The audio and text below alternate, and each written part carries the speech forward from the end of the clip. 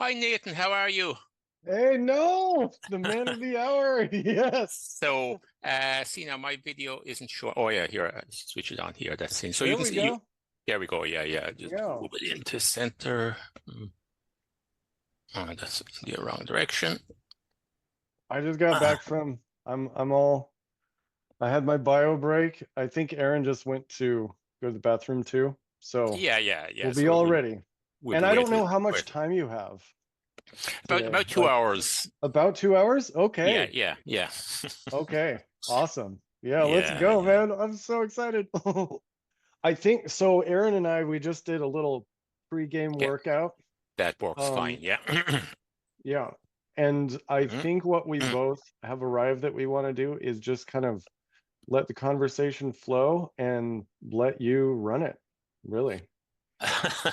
Well, well, I mean, I'll drive the bus a little bit just yeah, for yeah. asking questions, but we really want to make sure we maximize the time we have, Yeah, get the well, value you have to you share. needn't worry too much about the time, Nathan, because if necessary, we could do another session or whatever. We'll see how it goes. Okay. And yeah, so you gave a number of topics there in your note there this Hmm. afternoon, or well, it's noon for you. Yeah. It's evening here. Yeah, I yeah. was up at 4 a.m. I was so excited. I was like, oh, I should sleep. No, never mind. I actually, I had a much longer list, and I Mm. woke up in the morning to find my computer rebooted, had done an operating system update, and the Oh, notepad file with like 30 things, it's all gone. Oh, ah, Lord, yeah, yeah, but yeah, Erin yeah, said yeah. maybe that's just a sign that it didn't need to be that structured and we can just free flow a little bit. I Yeah, was like, yeah, yeah, all yeah, right, yeah, I yeah, like that. Thank you for the attitude adjustment. yeah, yeah. It's a co-creation anyway between all of us. So Yeah, yeah, for sure. see how it goes. I've spoken to Erin before. We had this discussion there about sacred geometry. There, Hmm. there a while back. So I had sent you some documents there, Nathan, and there was I have a them open. there was a session or a video YouTube session there on harmonics. Hmm. Did that make sense? It did. I have watched it 3 or 4 times now, and I Yeah. think after about 20 minutes or so, I feel a saturation point hit where I say, "Oh, I need to go back and rewatch." Hey, Erin, she's Hi, back. Erin. How Hello, are you? good to see you again. Yeah, good to see you too, Erin. Yeah. How are you doing? Fabulous. Good, good, good, good, good. Where are you now, Erin? I think last time we spoke, you were in, was it North Carolina? I was looking at, was wanting to go to North Carolina or Tennessee down to the mountains. They're called the Smoky Okay. Mountains down there. But I'm still here in Pennsylvania. I'm in Eastern Pennsylvania, Okay. Whereabouts uh, in Eastern Penn? like Where? about an hour north of Philadelphia. Oh, I see. Yeah, yeah, yeah, yeah, yeah. Because my wife Rose has lots of has family over there in Eastern Pennsylvania. She has a nephew in Allentown. Uh, Yes, that's where I live in Allentown. I live in oh, in Emmaus, Allentown. right next to Okay. Allentown. Oh, yes, yes, I remember now. I remember. Yeah, and Mhm. another nephew down in York, Yes. southeast corner, and then a Yeah. niece in just on the western suburbs of Philadelphia. Yeah. Well, So let me know next time you're on my yeah, side yeah, of the we pond. Yeah. certainly will, and you know, we've been around that area quite a bit. Like Rose had a brother in Allentown, so we spent a lot of time over there. And Awesome. also in Nathan's territory, we were in was in autumn of 2023. We were over there for a wedding, so we spent 2 weeks in Seattle. That's so Oh, funny. It's just Yeah, I was like, you didn't tell me. I ah, know, I know. bummer. No, I think last time we spoke, Nathan, you were in Hawaii. Yeah, most of my Yes, adult life I was in Hawaii. Yeah. yeah, yeah. So we didn't associate you with Seattle at the time. Hmm. Yeah. I didn't Yeah. bother to mention it, so how would you know?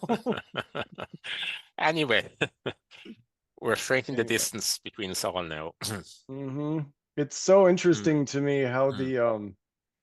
the parallels of how our lives like align That's at right. times. Yes, It's indeed, like, indeed, oh, indeed. Yeah.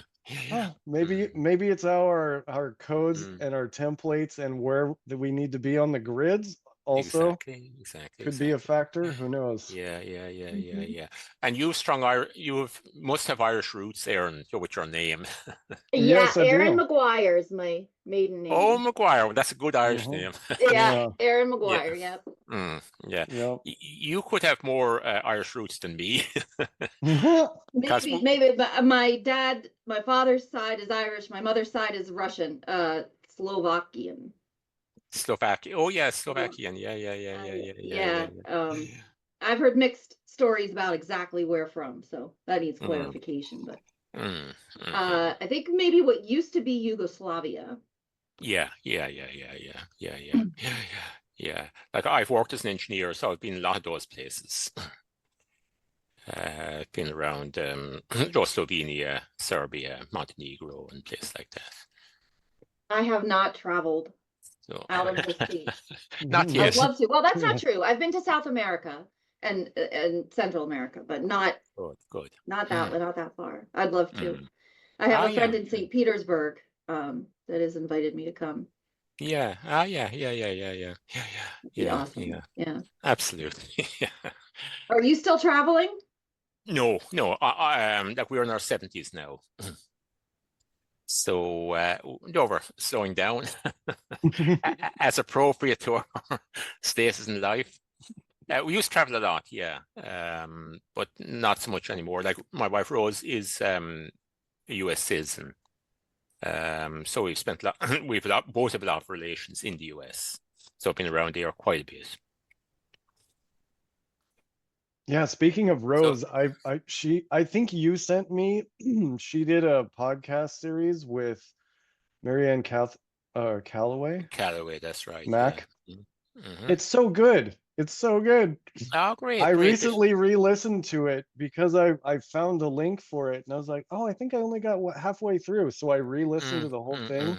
mm, mm, Like, this is just such a wonderful example of polished, high consciousness knowledge mm. distilled into just such a beautiful, sweet conversation. It's really, really Yeah, yes, wonderful. yes, yes, yes. That's excellent. You should be glad to hear that. Yeah, Because they have they have a website and a Facebook group. I think they call it The Highest Road.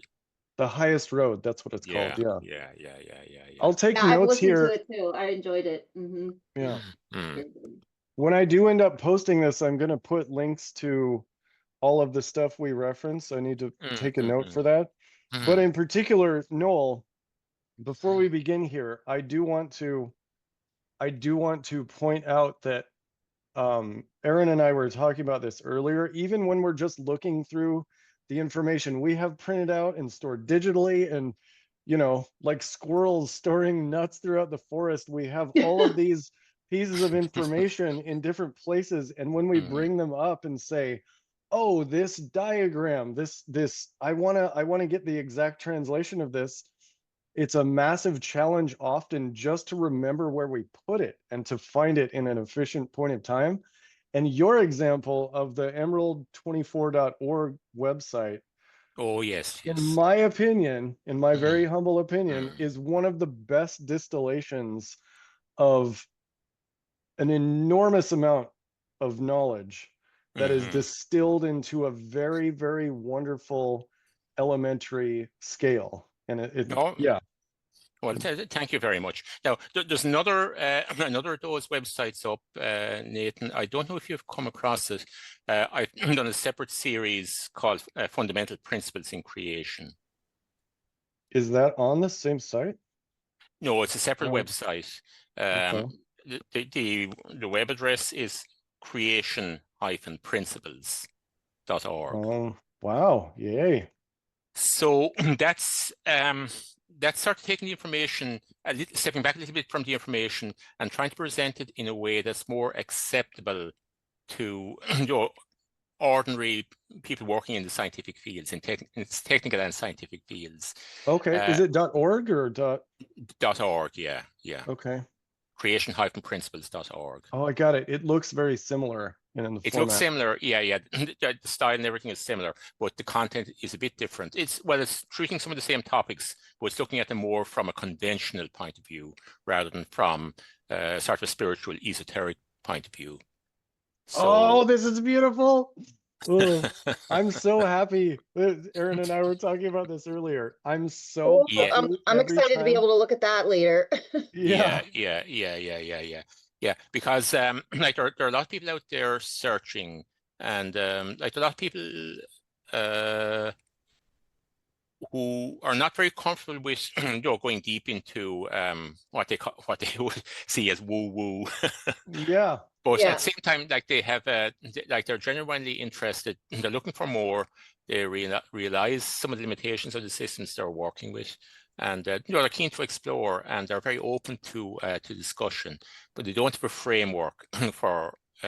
We don't have a common framework, to communicate easily with each other. So it's an attempt to bridge the gap between science and spirit, as it were, and to make it a little bit more accessible to what might call it normal people. Yes, normal people. Normies. Normal. Yeah. Normies. Well, Also, what is normal? What does that I even know, mean? I know. So yeah, so it's an effort to open the conversation out to a wider audience. Mm-hmm. Now that particular website is up for, it must be about, well, I suppose close to a year now, but I haven't actually pushed it very much. It's just sitting there. Okay. Well, So there I'm hasn't about been. to give it a gentle push. Yeah. So That reminds me too, there's this book, it's called First Principles and First Values. Values. That's right. Yeah. And it is by David J. Temple, is a pseudonym of three different people, which is Ken Wilber, Mark Gaffney, and also Zach Stein, who are the Center for Integral Knowledge and philosophers, really. That's right. Yeah. But this was written less than a year ago and published less than a year ago. I have a housemate who is very interested in, contemporary earth science perspective and philosophy, but I've noticed that it's been a struggle for us to communicate, and this is mirrored with a lot of people. If they're not willing to dig back deep and let go of, if they're attached to certain forms of, let's say, scripture, or what does spirituality mean, it's really, really jarring. So I appreciate in this creationprinciples.org or books like this, where it's talking about a greater picture framework that makes the experience more gentle, rather than wait a minute, I'm not willing to accept non-human intelligence at all in my paradigm yet, for example. I know. Yeah. Unless I can put my hand into the wound, as it were. Like doubting Thomas. Right. Yeah. In other words, like there are a lot of people who won't accept things unless they have sort of tangible proof, tangible physical proof, tangible physical evidence. So it's that particular project. It's an effort to to try and identify the principles and try and present them in a way that makes them a little bit more accessible to people who are coming from a very conventional frame of mind. Like if you look at the whole academic world, for example, if you go into any universities, like you'd see a campus full of these massive buildings, and every single one of them, they're all inhabiting a sort of a knowledge landscape that's heavily dominated by physical reality. And compartmentalized in just that chunk of the field. Exactly. And so they're very cautious about moving out beyond it. In other words, they recognize limitations of their systems, of the sciences and so on, but they're very cautious about moving beyond it. Now, that caution is justified to an extent because, unfortunately, the whole spiritual domain has been abused to a certain extent. Like there's a lot of Just to a certain extent. Yeah, there's that Just dodgy a little. stuff out there, and there's a lot of systems are exploiting people. So it does require a significant degree of discernment. So there are a lot of people that would be very, very nervous about venturing out into those waters. As we should be.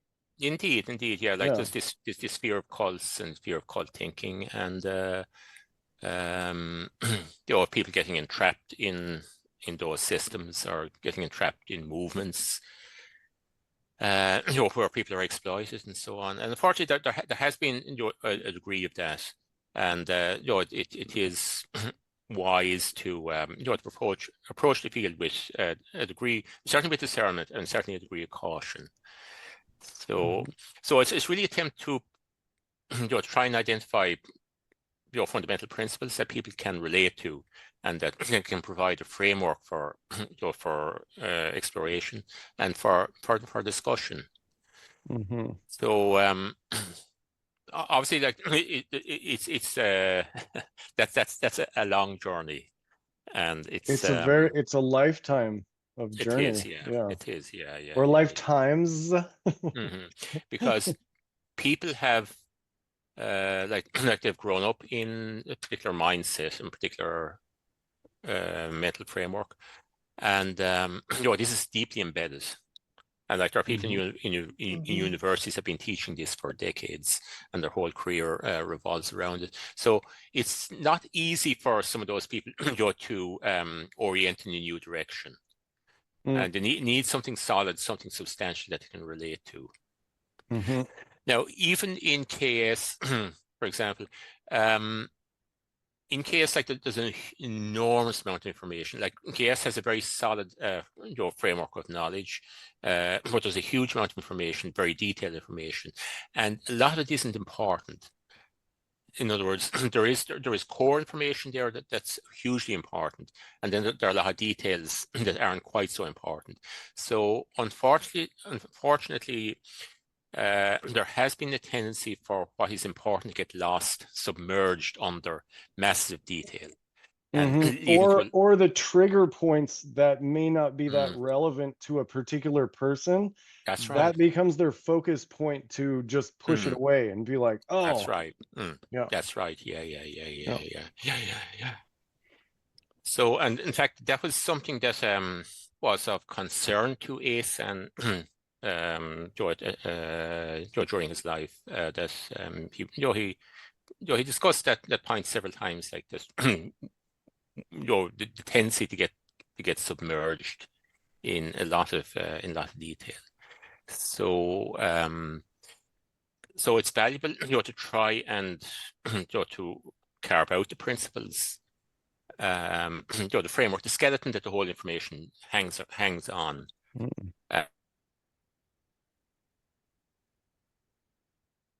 More solid way. Oh, you cut out for a sec. You're back. You were saying the skeleton that the whole information hangs upon? Yeah. Like you have the skeleton of the framework, the scaffolding for the information, and then you have all the organs and the skin and everything else that hangs from that. The outer layers, the structure. The Cathara grid structure is so important at the core. It is, absolutely. It is, yeah, absolutely, yeah. So we said, and oddly enough, within the Cathara and the galactic system, all the fundamental principles were set out in Cathara 1. All the really fundamental principles, and in a sense, like if people just got that, just got core principles there, they would have enough to go on with, on their own. In other words, the foundations of the Cathara system, the Cathara healing system, like let's say the Cathara 1 manual.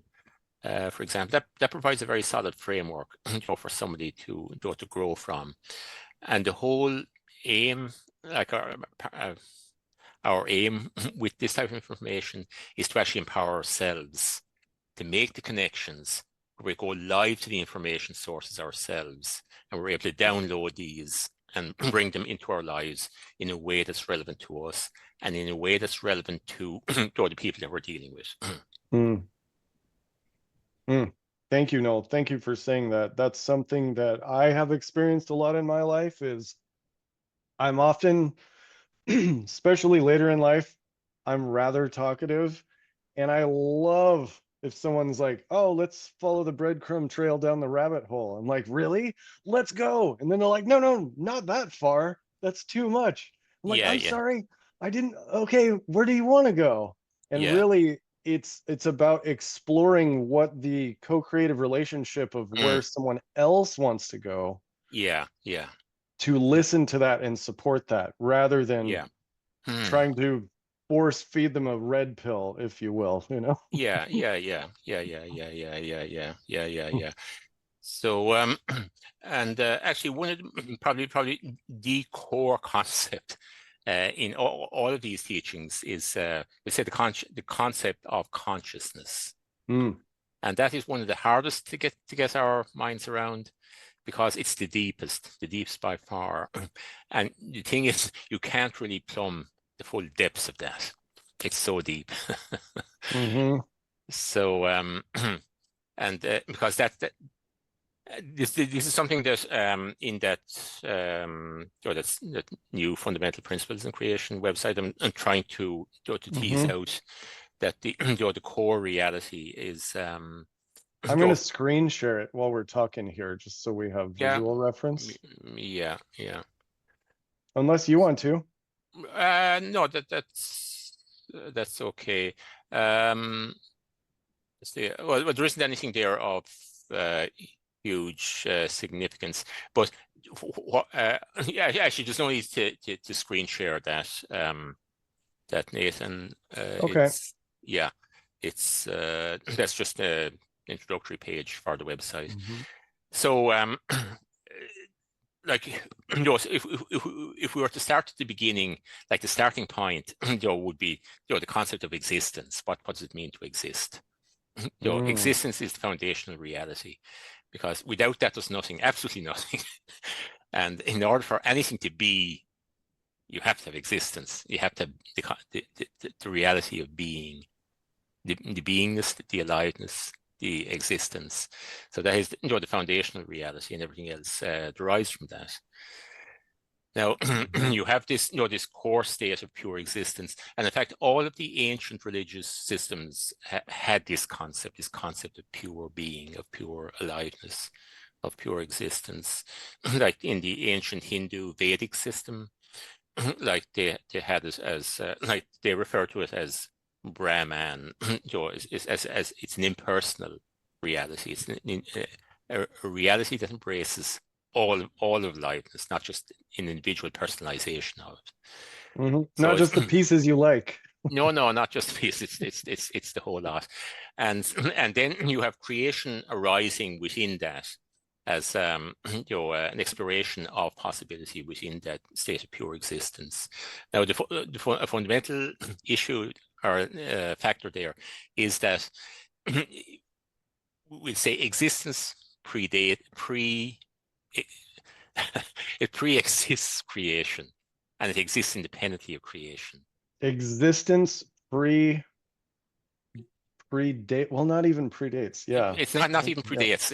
Yeah. It's pre. It's Yeah. it's completely pre of creation. So it's not dependent on creation, and furthermore, it's not conditioned by creation in any way. So it Oh, exists fully. it's not conditioned by it. Oh, that's a Yeah. beautiful thought. Hmm. Yeah. So that means it's not conditioned Hmm. by time. It's not conditioned by space. It's not conditioned by location. It's not conditioned by individual personalities. Like all of these are factors within creation. And so this ground state of being, this ground state of existence is the thing is like in order to see something, you have to be apart from it, you have to be separate from it, or in order to hear something, you have to be apart from it. In order to feel something, you have to be separate from it. But in other words, creation involves separation, projection into separation. And separation arises as an experience within creation where things can be explored in an individual sense and separate from each other, and how they relate to each other. So creation, like, is an exploration within separation, within the field of separation. And in fact, we can call space a field of separation. It's a field that allows separation to exist. Creation is a process of the pure consciousness, of a projection of aliveness into this field of separation. And then within that field of separation, it creates frameworks for it to experience separation. It creates bodies to have the experience. To have the experience and to look out on creation as a separate reality. Rather than You're being, like, look at that. Look at that. I know, fancy that. Fancy that. So so then, the state of pure being is one that's totally free of separation. It's unity consciousness.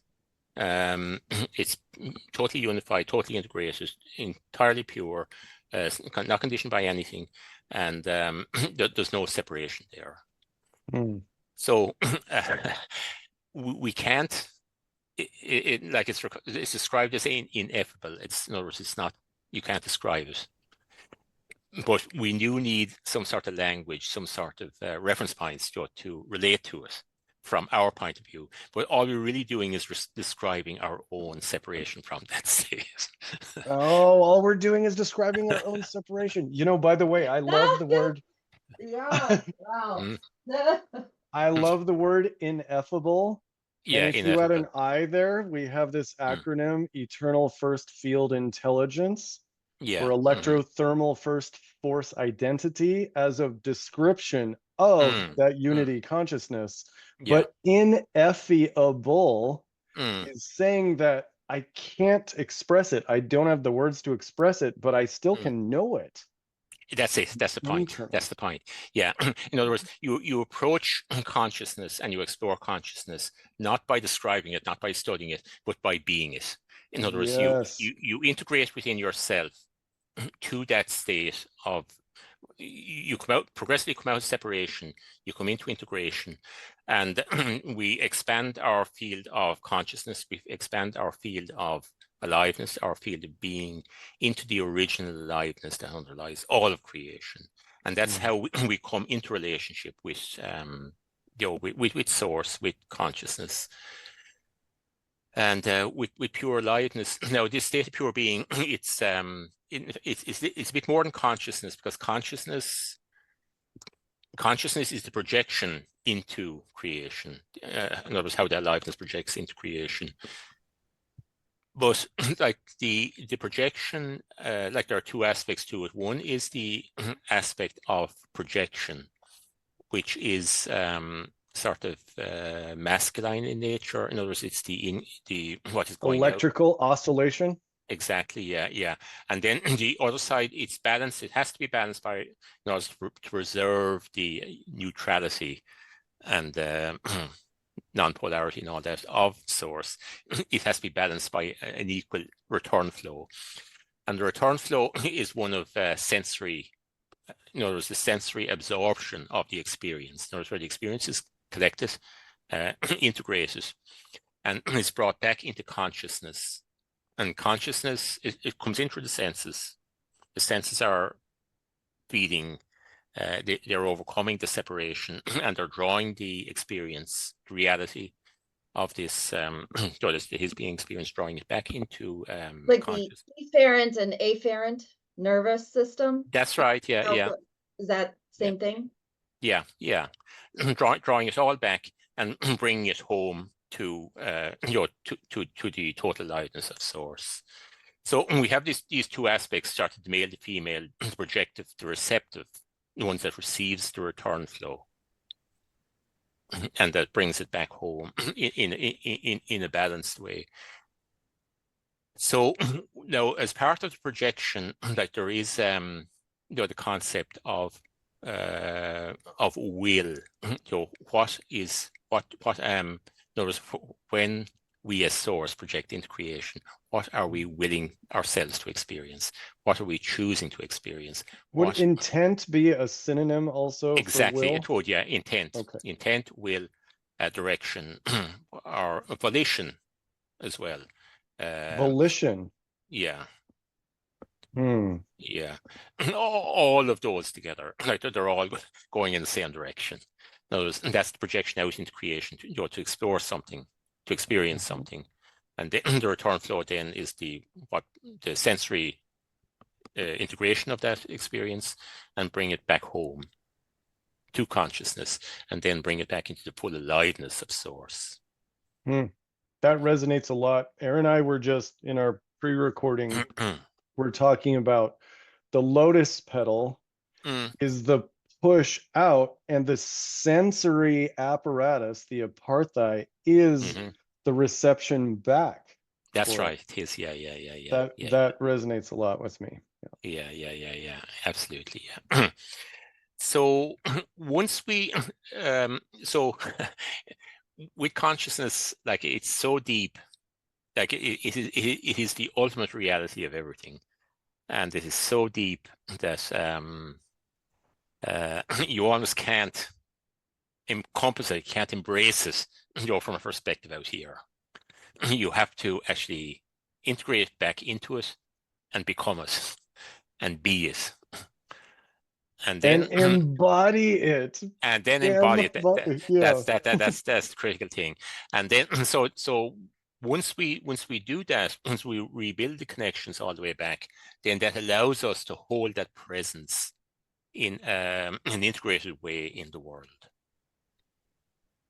The thing is, we've come into creation, with whatever we intended to explore here in creation, whatever we intended to experience here in creation, and but along the way, our consciousness got fragmented, and so we are a bit disconnected. For various reasons, as part of the. Let's be short. For various reasons. Yeah. And so we have this journey then to undertake to progressively rebuild the connections back up through the different levels in creation. To integrate back the soul level, the soul family, which is an expanded form of consciousness. Integrate from there up into spirit, up into the Christ consciousness, and up into the the pure light, the Rishi consciousness, up into the pure sound fields. And the sound fields are primarily consciousness. Like they're described as sound, but they're just really oscillations, the very finest oscillations, the beginning of creation projecting out into separation and into manifestation. So you get these at level of sound fields. We're not talking about sound as we experience it, the mechanical sound. We're talking about in terms of the very fine oscillations of consciousness. And the Indians, the ancient Hindus, and those who studied the Vedas, they were actually working their way back to those very pure sound levels, within their own consciousness. Can I ask you a question? Yes, certainly, Erin. Do you mean oscillations, or do you mean vibrations? Or I wouldn't. Is it an oscillation? Is it maybe frequency? Yeah. Nate and I were talking about the difference between vibration and oscillation. So would the sound fields be like a pre-vibration, or would it be related to oscillation, like which is like the light? It's effectively both. In other words, projecting into creation, it would primarily be oscillation, and vibration would be just. I wouldn't make much of a distinction between the two, because most people, they're using the terms interchangeably. So we'll say, if we're coming from the calm state of pure consciousnness, like that's like the surface of the sea, like it's just pure non-separation. But we say the first intent, to separate or to experience something, to experience something as separate from oneself, is actually to set up this vibration or oscillation. So it's basically a wave that ripples within the pure field of consciousness, and these oscillations, they become progressively more. So you start with very pure oscillation, and then they become progressively they differentiate. In other words, they in turn project additional vibrations themselves, and these become more separated from the original consciousness, more specific, and more defined by differences. In other words, they begin and every one of them is progressively more unique. Indeed, and more indeed, individuated. Yeah. More individuated, and that's the key thing there. Individuation. It individuates progressively down through different layers of projection all the way down. So we get the pure consciousness vibrating. With sound, we tend to think of oscillations in the air. Mechanical oscillations traveling. Yeah, but that's like the density 1 understanding of what sound frequencies and light frequencies are represented by here. They also hold the structure of everything. They do, yeah. From the top down. Yeah, absolutely. So they become progressively more differentiated, more individuated, and they carry more and more structure. They become more separated, more individuated, and they need structure then to define them and to hold the separation.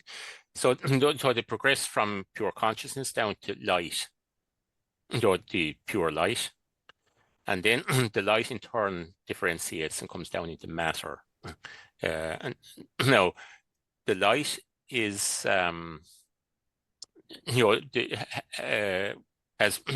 would primarily have an oscillatory nature, a wave nature, and waves tend to be everywhere. In other words, they're not localized. Now, matter is where things localize into individual particles. In other words, we begin to get individual particles and individual structures like bodies, like worlds, like planets, like solar systems, galaxies. All of those those realities. So come down through the 4 levels of the matter fields, the density 4 through 3 to 2 to 1, and we're down in 1. And each of those 4 density levels has 3 dimensions, giving us the 12 dimensions of the matter fields. Going from the dense physical levels down here, dimensions 1, 2, and 3, up to the soul levels 4, 5, and 6.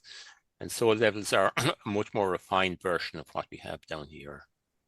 And also what we experience when we go to sleep, our consciousness shifts into density 2. It does, absolutely. Those experiences, especially when they're not polluted by all the poison, light, and sound information down here. That's right, yeah, that's right. We are literally, and we're not just off-gassing whatever we need to process. Yeah. We can experience our soul bodies in that state. And perhaps our oversoul and avatar bodies. Yeah, and we do have bodies, and we need bodies all the way up to the density 4. The bodies get progressively more refined, but we still need them. We need the bodies as to house our consciousness, so that we can look out in the world. And in that that second website I mentioned there, or a common way of illustrating that is with a diver. You have, if you go out in the boat, you have the air, and we say we live in the atmosphere. Like that's our medium. Now we go out in the boat and we're floating on water. Now we can't go down into water, deep into the water ourselves. We can take air with us though. Exactly. So we have to put on a shell, encase ourselves in a shell, in a suit, a diving suit, and we have to bring our air supply with us.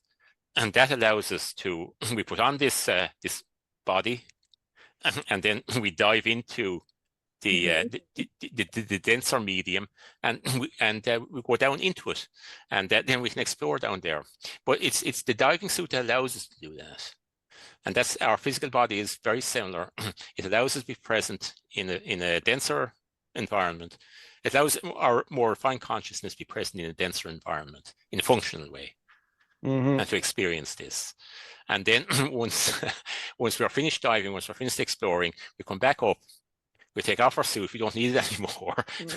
We put it away, and then we continue in our new environment. We continue breathing the air directly. No, it's same if we want to pretend like, oh, I can be a bird too. We can build technology, fly through the upper atmosphere, even outside of the atmosphere, but we need to construct the exact environment that we are designed for to do that. Right. Yes, that's and right. it's extremely dangerous to do that, you know? Yeah, I know. Yeah. So that's the those are all useful analogies. Now, once we and what you said there very earlier on, Nathan, is very, very relevant. Once we connect with our consciousness at the higher levels, and particularly at the Christ level, and the higher levels above that, at source level, the next thing then, that's the easy part of the journey, the easy part of the process. The hard part then is actually bringing it back into embodiment and holding that. Like, we are then back to a level of development that we had when we actually came in here in the beginning.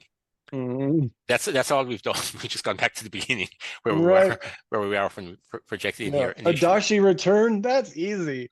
Yeah, I know. How do you bring it back? How do you bring it back, and how do you hold it?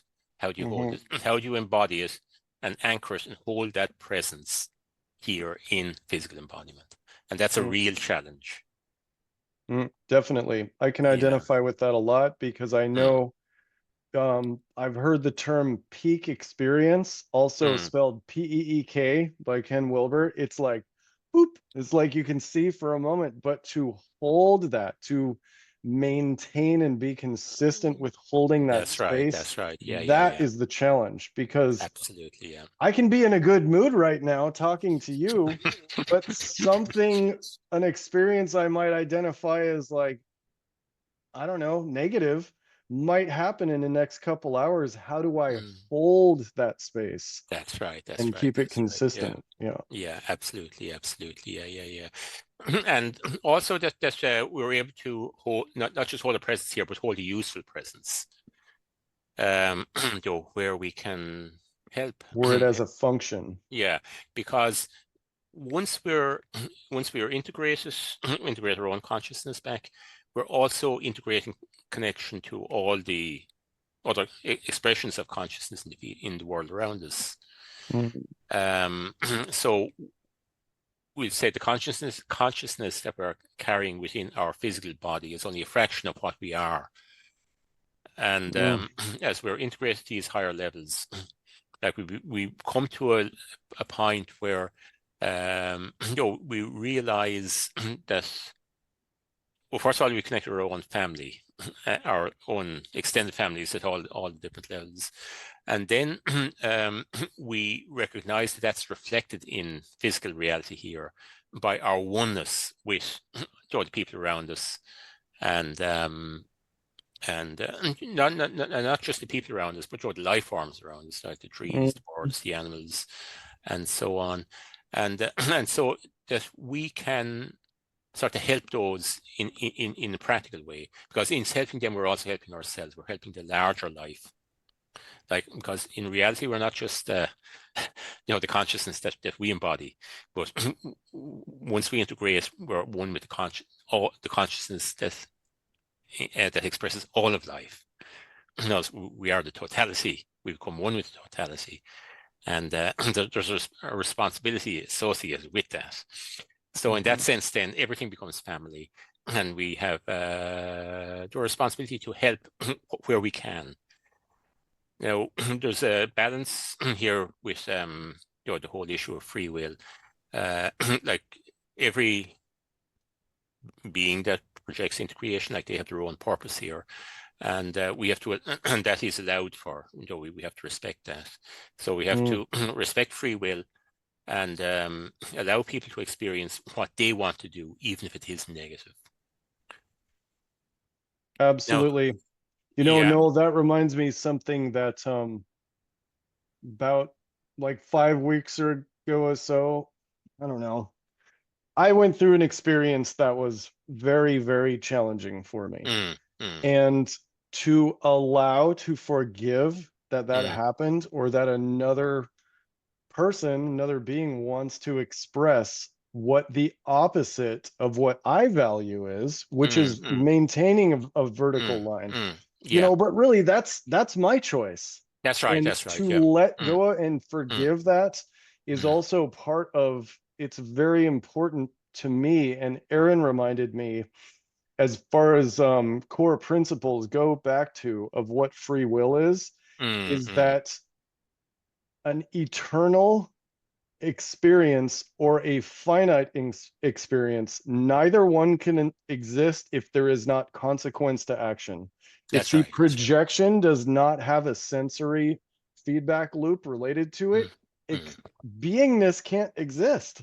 Well, I guess beingness can't, but manifestation templates, the experience of manifesting cannot exist if we don't allow the function of free will to be part of the experience, and the allowance of allowing every conscious being to make their own choices in their own discernment to do what they need to do.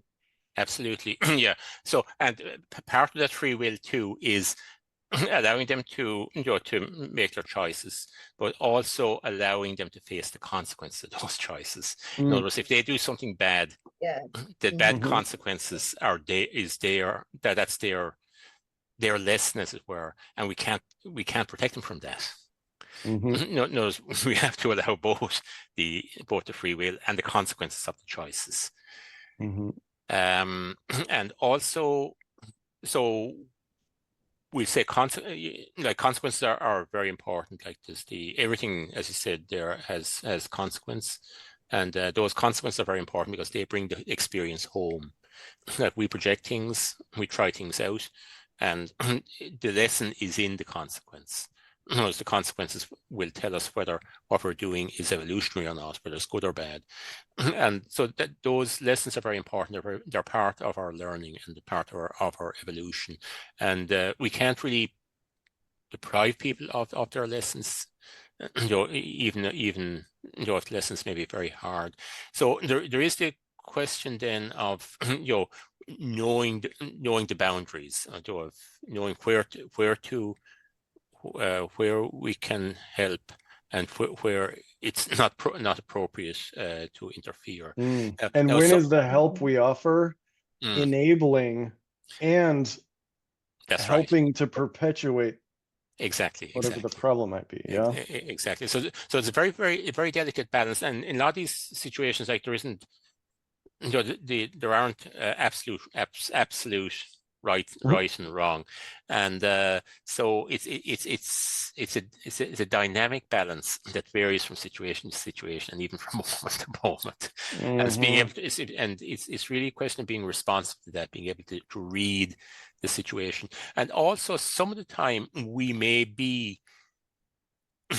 have to be the means by which consequences are reflected back to some people. For example, like the legal system there, the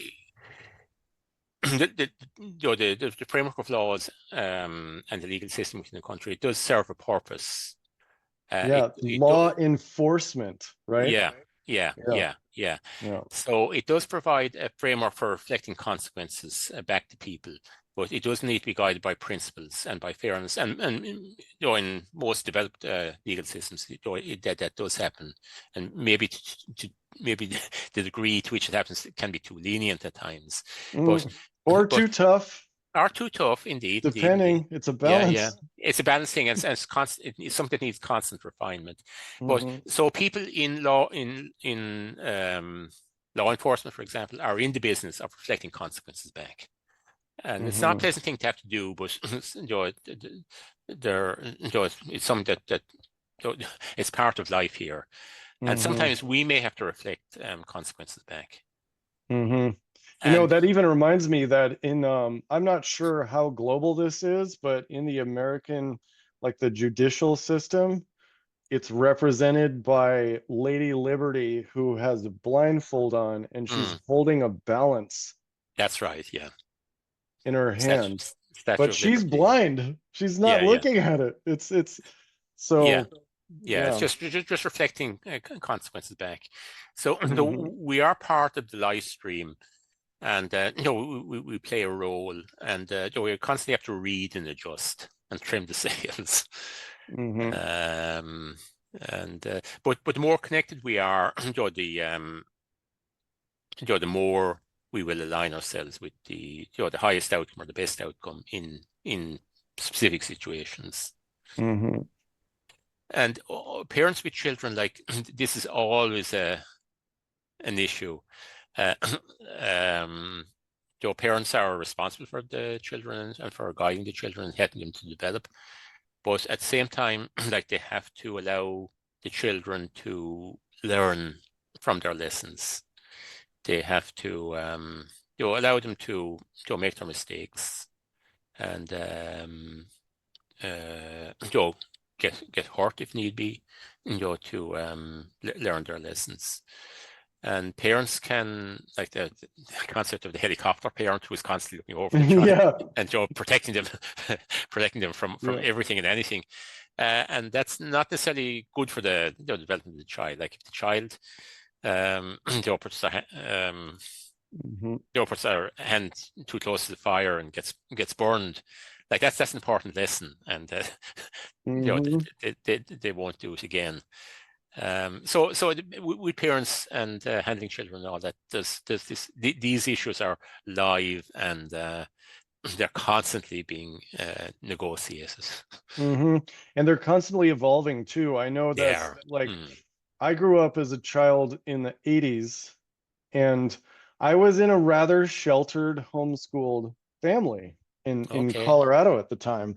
And I can see that. I was just talking about this with my friends after a workout yesterday morning, where he was saying, and I see this in my nieces and nephews, I don't have children myself, but I do see that the way, just how culturally consciousness has evolved and how we've learned. I could not even imagine as a child to disrespect my parents. Like it didn't even occur to me to be like, you can't tell me what to do, or have that much autonomy at a young age. Whereas now I see young kids, they're like negotiating and battling with their parents when they say, no, you can't have that sugar, or you can't watch that show, or these, we have these little magical devices. I have no idea if I could psychologically have survived if cell phones and iPads exist when I was a kid. I know. I have no idea how to educate or say to them, hey, just trust me. Don't do that. Don't be so addicted to it. It's like, But the relationship, like you're saying, it's a constant negotiation, and it's always changing and always moving. It's always changing. Yeah. Okay, so we just have to wander around a few topics there. Nathan. I would like to calibrate a little bit if I can. Yeah, certainly, absolutely. Yeah. So this is one thing I really, really wanted to go over with you. Let me pull up here. So I have a couple pictures that I set aside, some from your site, but also starting with this. I'm a big fan of Walter Russell. Yes. I feel like in the past, he was someone a lot like Nikola Tesla, who he was presenting ideas that he even said came to him in 24 days of angelic visits. And that's where all of his books came from. And his wife, Lau Russell, also all of her books came from, was these experiences.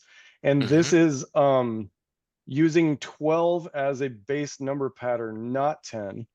And then Lynn, who I think we all know, I met him through a Facebook group, where he has this image here. This is just so beautiful. on the geometry of music, when I was Mhm. giving him this stuff from Walter Russell, I don't really even know how to pretend I understand what this means here. Yeah. But Noel, while we have your time, I know that you have all of these spirals of harmony on the Emerald 24 website as well. Mhm. Mhm. There's and then yeah, you did a great distillation on this. We're down at the bottom.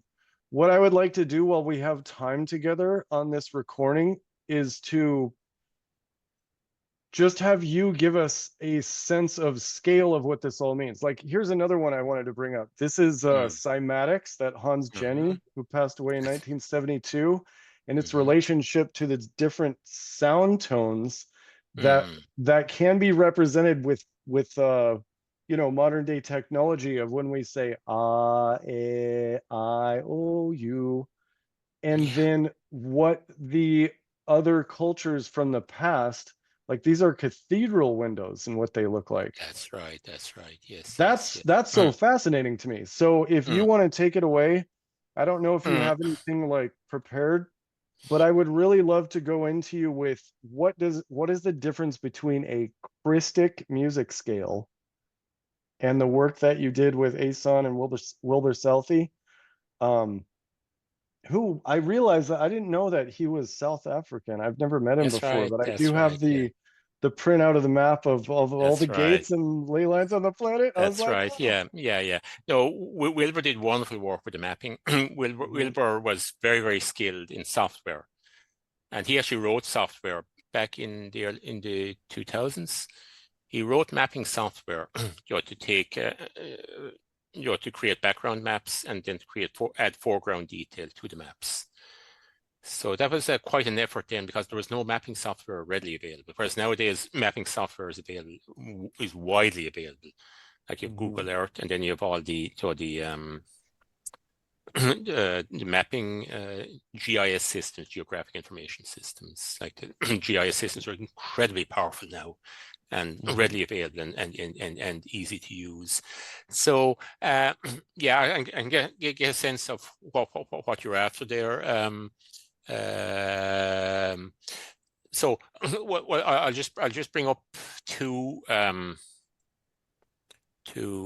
diagrams.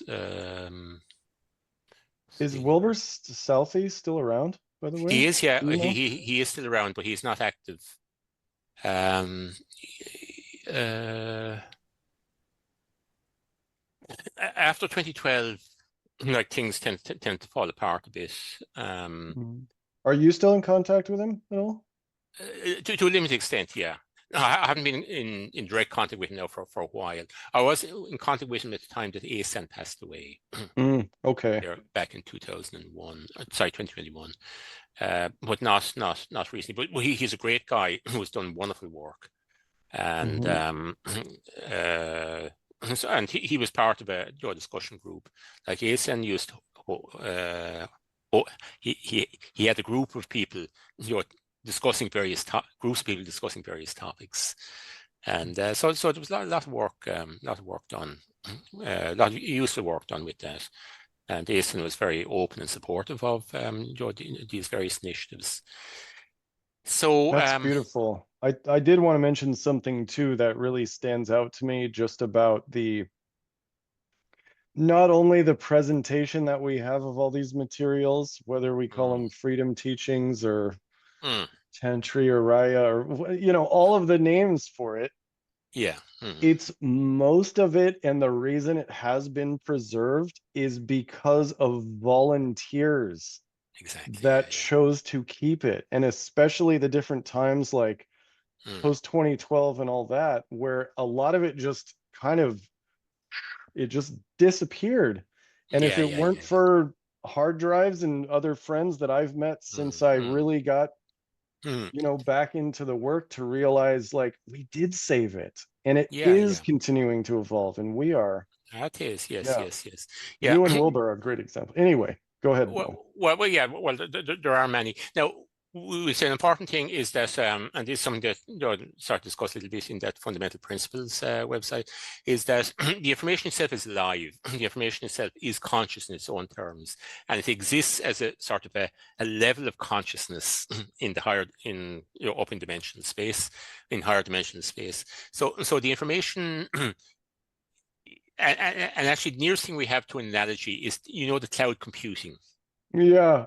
The cloud computing is up there, and all the information gets pumped up there and sits as I call that the OI instead of the AI, the organic intelligence. Organic intelligence, exactly. I love it. That's it. Yeah. That's well done, Erin.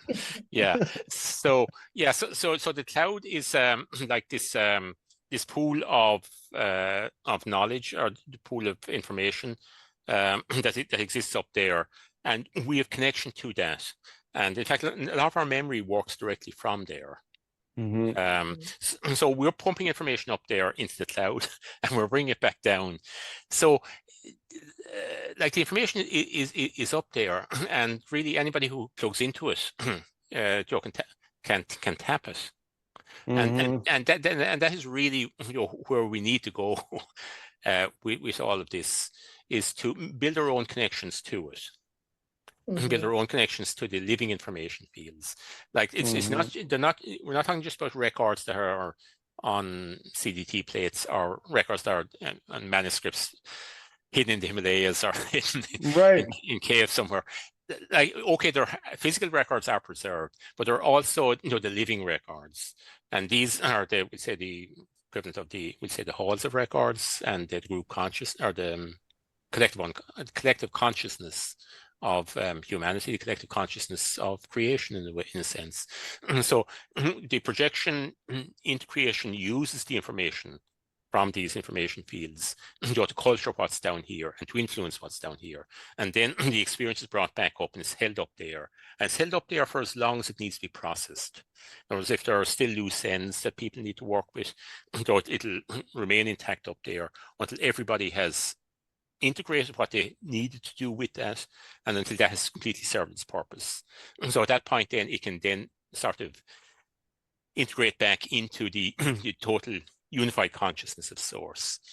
So there is this vast pool of information up there, and ideally we should have our own living connections to it. We all had our own living connections to it until our consciousness was fragmented, and the idea, and ideally we should be rebuilding that and using that as our own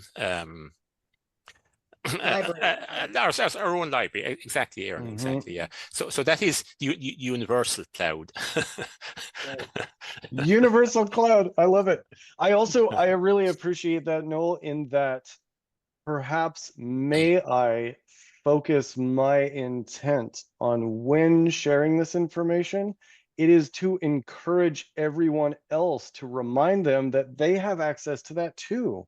Yeah. And that's what one of my favorite people walking the earth right now, he goes by the term Harry Mack, and he is a freestyle rapper who he's able, and I'm going to see him next week for the 6th time, where he is able to improvise an entire show for hours if he wants to, and he just takes words. He's like, give me the most complex word you can imagine, and someone recently gave him the word mystery, and he explains it as like, when he's in a flow state, he doesn't know what he's going to say next. He's like, it's like juggling. You throw the ball up in the air and just I trust that my hand will catch it. And when he's just bouncing words around, someone gave him the word mystery, and here's what he said: I'm about to spit a free. Every time I rhyme, I do my lines so exquisitely. I'm divine late at night. Yo, these aliens, they visit me. There we go. Maybe we just solved the mystery. Yeah, exactly. But that's exactly, like right off the top of his head. He does that stuff all the time. It's amazing. He's live.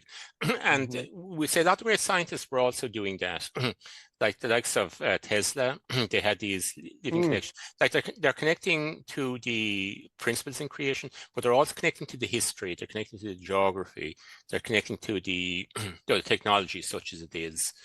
Um, To so manifest like electricity as we know it, thanks Nikola exactly, Tesla. Yeah. exactly, yeah.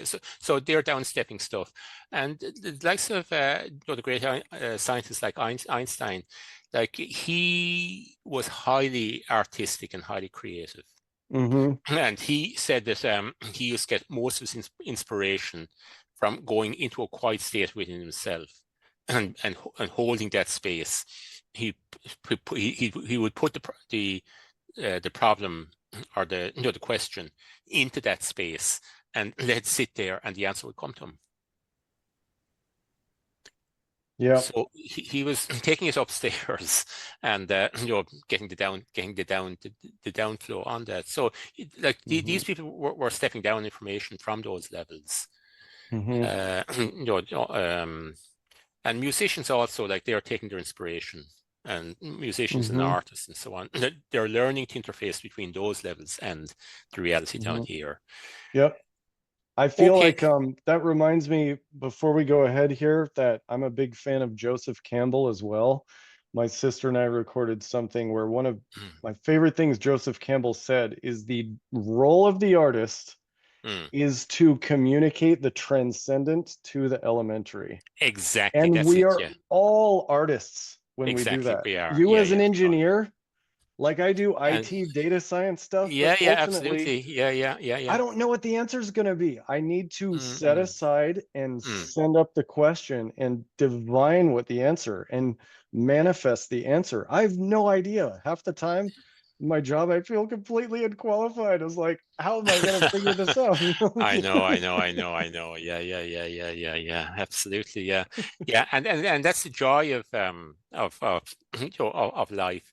And once we're able to build these conscious connections and be able to hold them and able to ground them and bring stuff back, like, that's part of the joy of life. In other words, being able to go into a beautiful garden and the flowers, like the colors of the flowers are unique. In other words, it would be very difficult to reproduce with just paint, something inert like paint.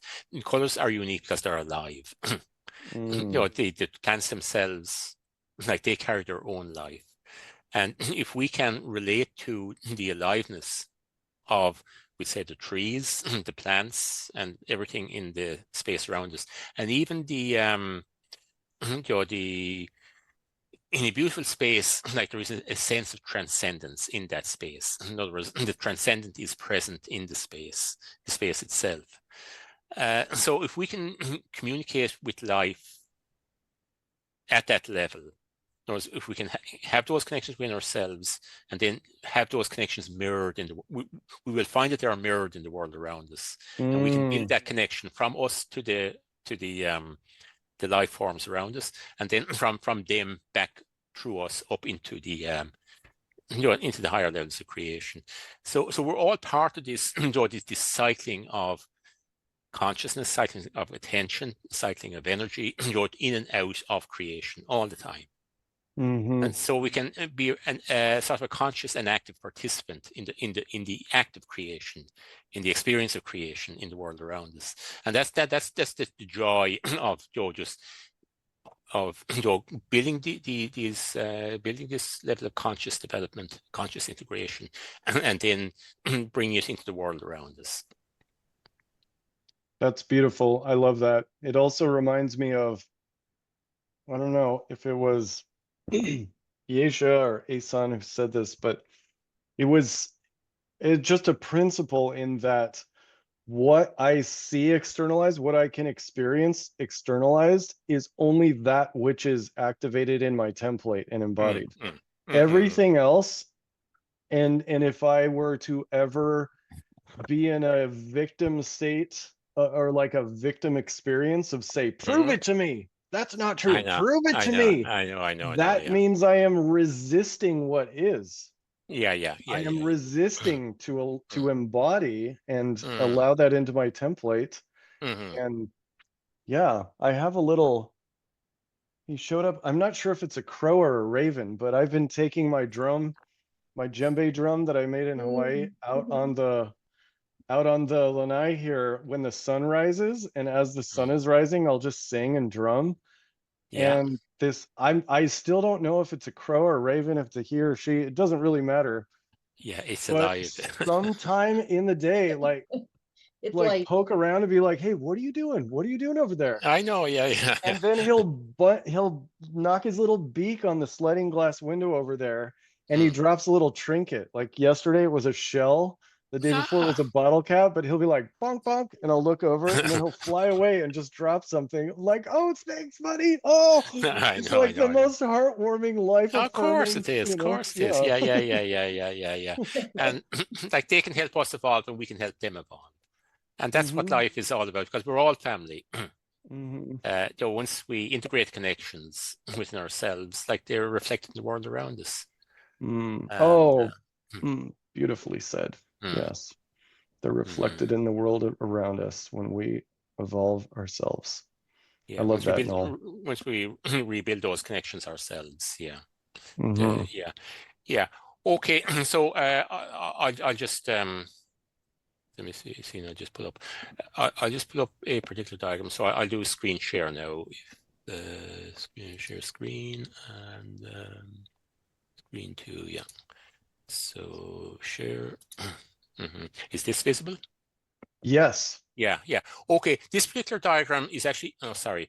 This particular diagram is very useful for it provides an overview of the fundamental structures in creation, the dimensional structure. We have source, the absolute reality that encompasses everything. We have the sound fields represented as the first expressions of consciousness coming into creation, and they're non-dimensionalized, which means that they are still free of structure, and there's very little separation at this level. But we're beginning to have the first oscillations of consciousness that project creation into more specific forms in the dimensions within creation. Then we have primal light fields spanning 3 dimensions, which are free of matter. They're just pure light. And then we have the matter fields spanning 12 dimensions, spread over 4 density levels, and each encompassing three dimensions. Now, the fall in creation is a significant event in creation. That was where the original separation, separation is inherent in creation, but where the split in creation, split would be probably a more accurate term, where the original split in creation arose, where a part of creation chose a particular path to pursue, decided to take the law into their own hands and to pursue their own. What is it like to not be connected to source? Let's try that, right? Exactly. Yeah. So they severed connections, and in doing so, they severed dimensional structure at a certain level between dimensions 11 and 12. And so there's a whole block of dimensions there from 11 to down to 1 that were severed within creation. And fall really refers to a fall in frequency. Fall in frequency. Yeah. Oh, I've never heard it expressed that way. I like that. Yeah. It's just a fall. It's a severing of connection, and then, like when we cut a branch off a tree, the branch from that point is cut off from its life force, from the supply of energy and the supply of life force, and so it goes into a form of finite existence, where it continues living using whatever sap and energy it already has, but it's now in a finite loop where it is progressively decaying. So it is effectively a decaying universe. So we have this portion of creation that has experienced fall and that is subject to the consequences of split, the consequences of separation, and in their more extreme expressions. Now and so we also have like the consciousness that fell from this level, it still has family in the higher dimensional levels. So that family is still keen to assist whatever desires to evolve back into wholeness, assisted in doing so. Now, there are 2 pathways back to back to source. Once we project into creation, there are two pathways back. We can return to source by the natural process of reintegrating.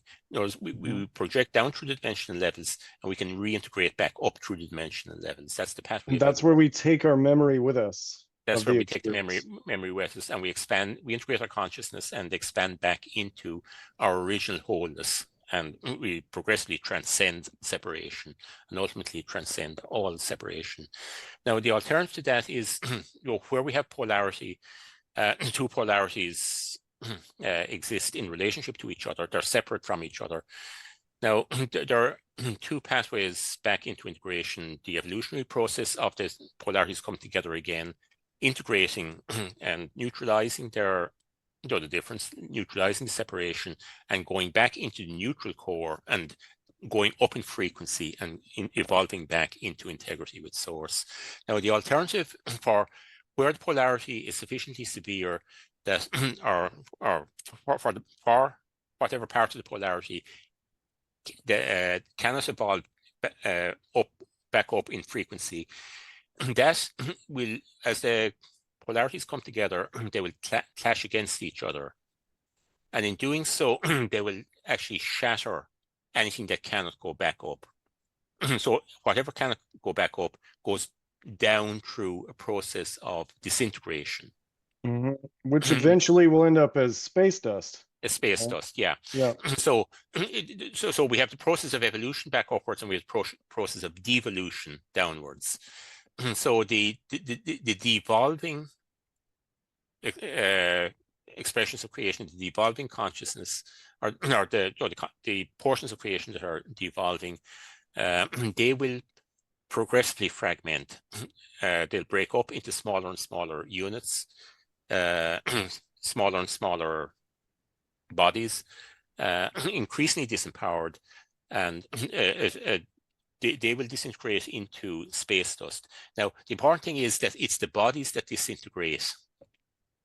And in doing so, they actually release the consciousness. So the consciousness itself returns to source, but in a without the memory. Without the memory. In other words, it's an unconscious return to source. It returns to source in an unconscious way, rather than a conscious way. So the consciousness that goes back to source by a process of evolution takes the experience with it, and it retains the memory and brings the whole experience back home with it. It integrates the experience. The opposite happens on the other side. The bodies that are holding the consciousness, they progressively fragment, and in doing so, they release the consciousness for a return to source by an involuntary route. And by an involuntary and unconscious route, but still a return to source. Everything comes back to source one way or another. So it's just an alternative pathway back to source for those parts that cannot evolve upwards. So this is what's going on here in the fallen portion of creation. So the fallen portion of creation is subject to a process of decay, and this decay manifests as the law of the principle of entropy. Entropy, yeah. In other words, where there's a progression towards increasing disorder. In other words, the structures are fragmenting into progressively disordered forms. There's progressive fragmentation, there's progressive integration, and ultimately the whole thing will, the structures and the forms will fragment down to space dust, as you say, but the consciousness, they will release whatever consciousness is trapped in the process. Now, isn't that the second or third law of thermodynamics? It is, yeah. In modern day physics. The second law of thermodynamics is one of the most fundamental laws in physics. Right, but it's not supposed to be there. Well, supposed to. It's not organic, right? It's part of the experience we have now. It is. Yeah. It is. Yeah. Now, so there's a lot of life in this fallen portion of creation.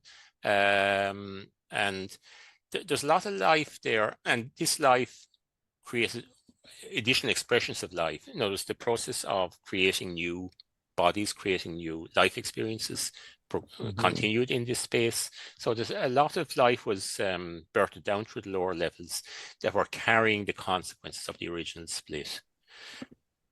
and we and the problems associated with that, and a lot of them were sort of involuntary victims of what was done up here at these levels here. And there's a lot of family out here, associated family out here, who are keen to help whatever wished to come back into integrity.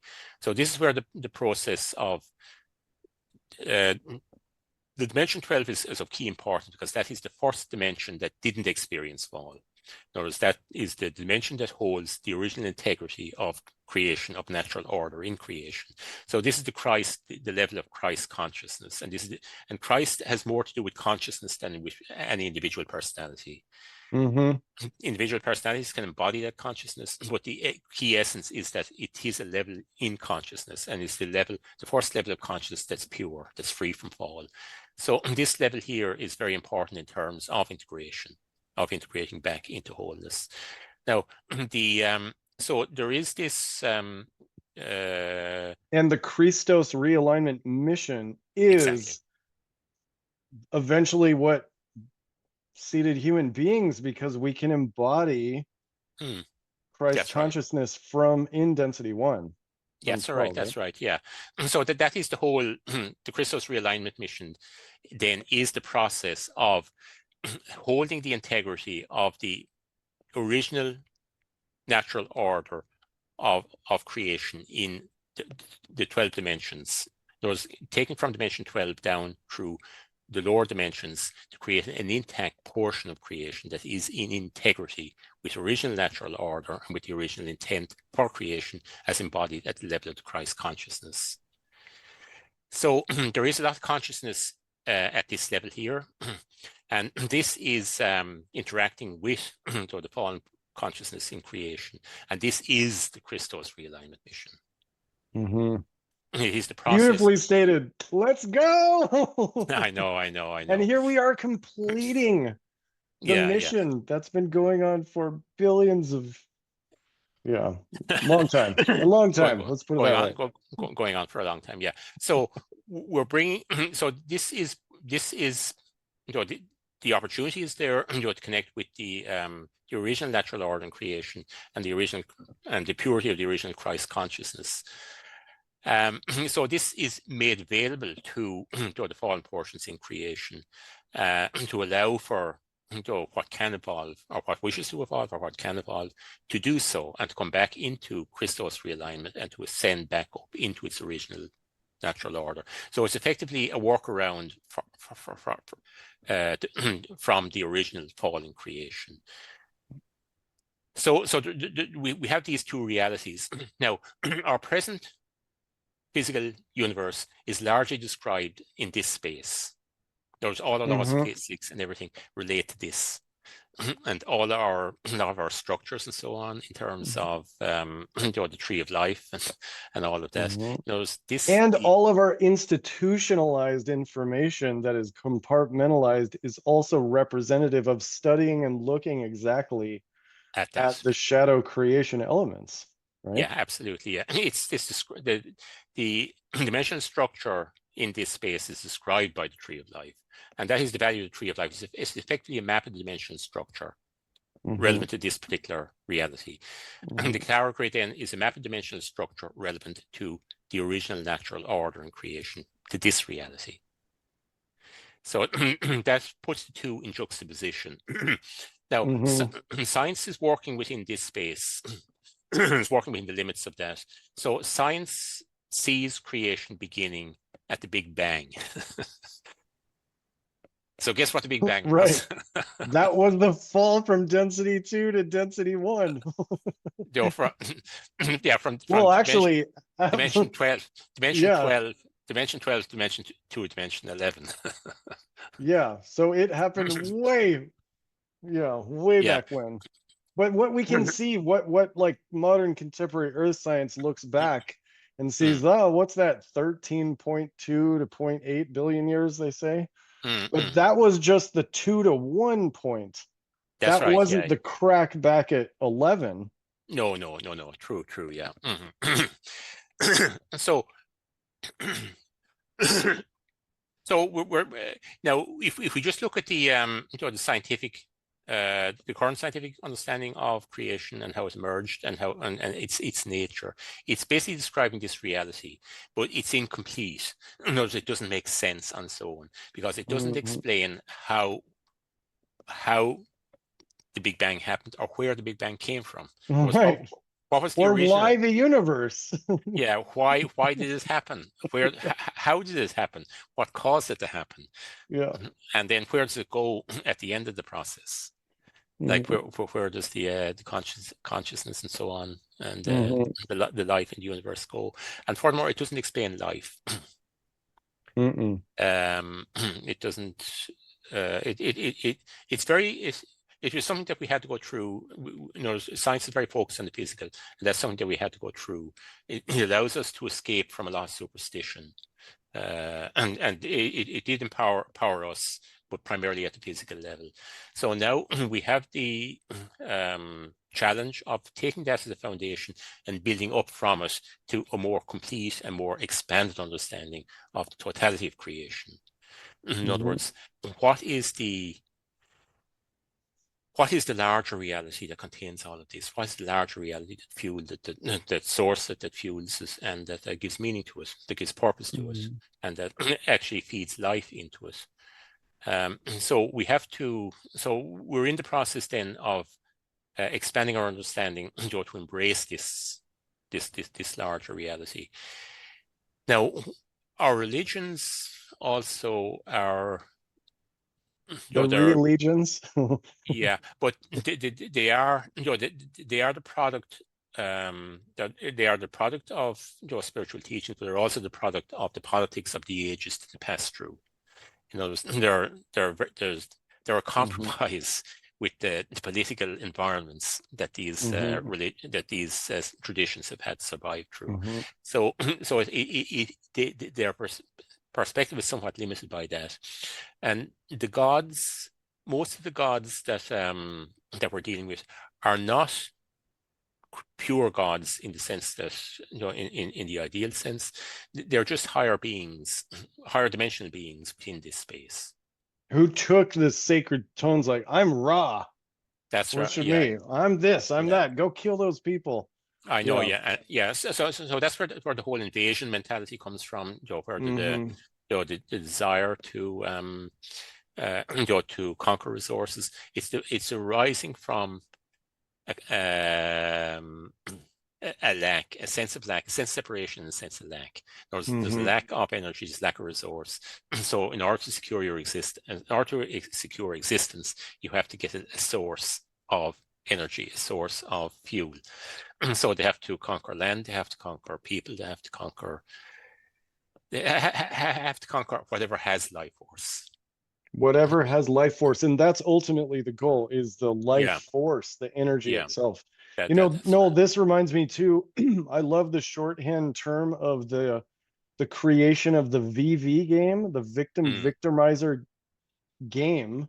So, which is being stuck in a dualistic nature where if I choose to be a victim, it creates a victimizer. If I choose to be a victimizer, it creates a victim. And that energy layer in the experience of the time matrix we're in happened at the break of cutting off the vertical line at 11. 12, right? Is that correct? Yeah, pretty much. Yeah. So like we're dealing with the consequences of this all the time. So our understanding, our conventional understanding of personalized gods is mainly related to beings within this space. So when we talk about, if we go for a more expanded concept of divinity, we are going out into these spaces here, the pure Christ consciousness level and the primal light level and the primal sound fields and ultimately source. So in that space, you're primarily talking about, we're increasing, the higher we go, the more we're talking about pure consciousness. And once we get up into these higher levels, structure doesn't matter. We're progressively transcending structure. We're transcending separation. We're transcending individuality and all of that. We're going back into increasing degrees of integration, of wholeness, and of the original purity in creation. Now, when we come up into this space here, everything is incredibly powerful. Consciousness is highly integrated and very, very powerful. Just thinking a thought actually manifests it in the levels below. So up here, the only possibility is love. Anything else would be too destructive. So this is the space. This is where the divinity of love arises. And that would be the dissolution, the letting go of harmonics, as even just a particle unit, like reintegrating or pooping, for example, it's letting go of all the things that don't work to go back to that space of whole love, because the structure only allows that to work there. Yeah. So in the Christian tradition, like the Jeshua would have brought back the concept of the God of love, and basically it's describing this here. Not the God of vengeance or the God of Yeah. the sort of I am a vengeful God, do what I say. I am the Lord thy God, thou shalt not have strange gods before me, all that sort of thing. So anyway, probably Draco or Anu something, right? Yeah, the gods of dominion and the gods of your hierarchical control, and of, in other words, the gods who need worship. Yeah. Yeah, but anyway, so the part of the Christos mission is it's a process of reclamation, and it's also a process of integrating, though it can be integrated back up into this space of wholeness, into the space of increasing harmony and increasing the experience, the reality of love in its very, very pure forms. And that can be quite different from what we would conceive of love as down here. Like love at that space is very, very powerful, and it doesn't really tolerate, well, how would you express that? It doesn't tolerate things that are not love. They get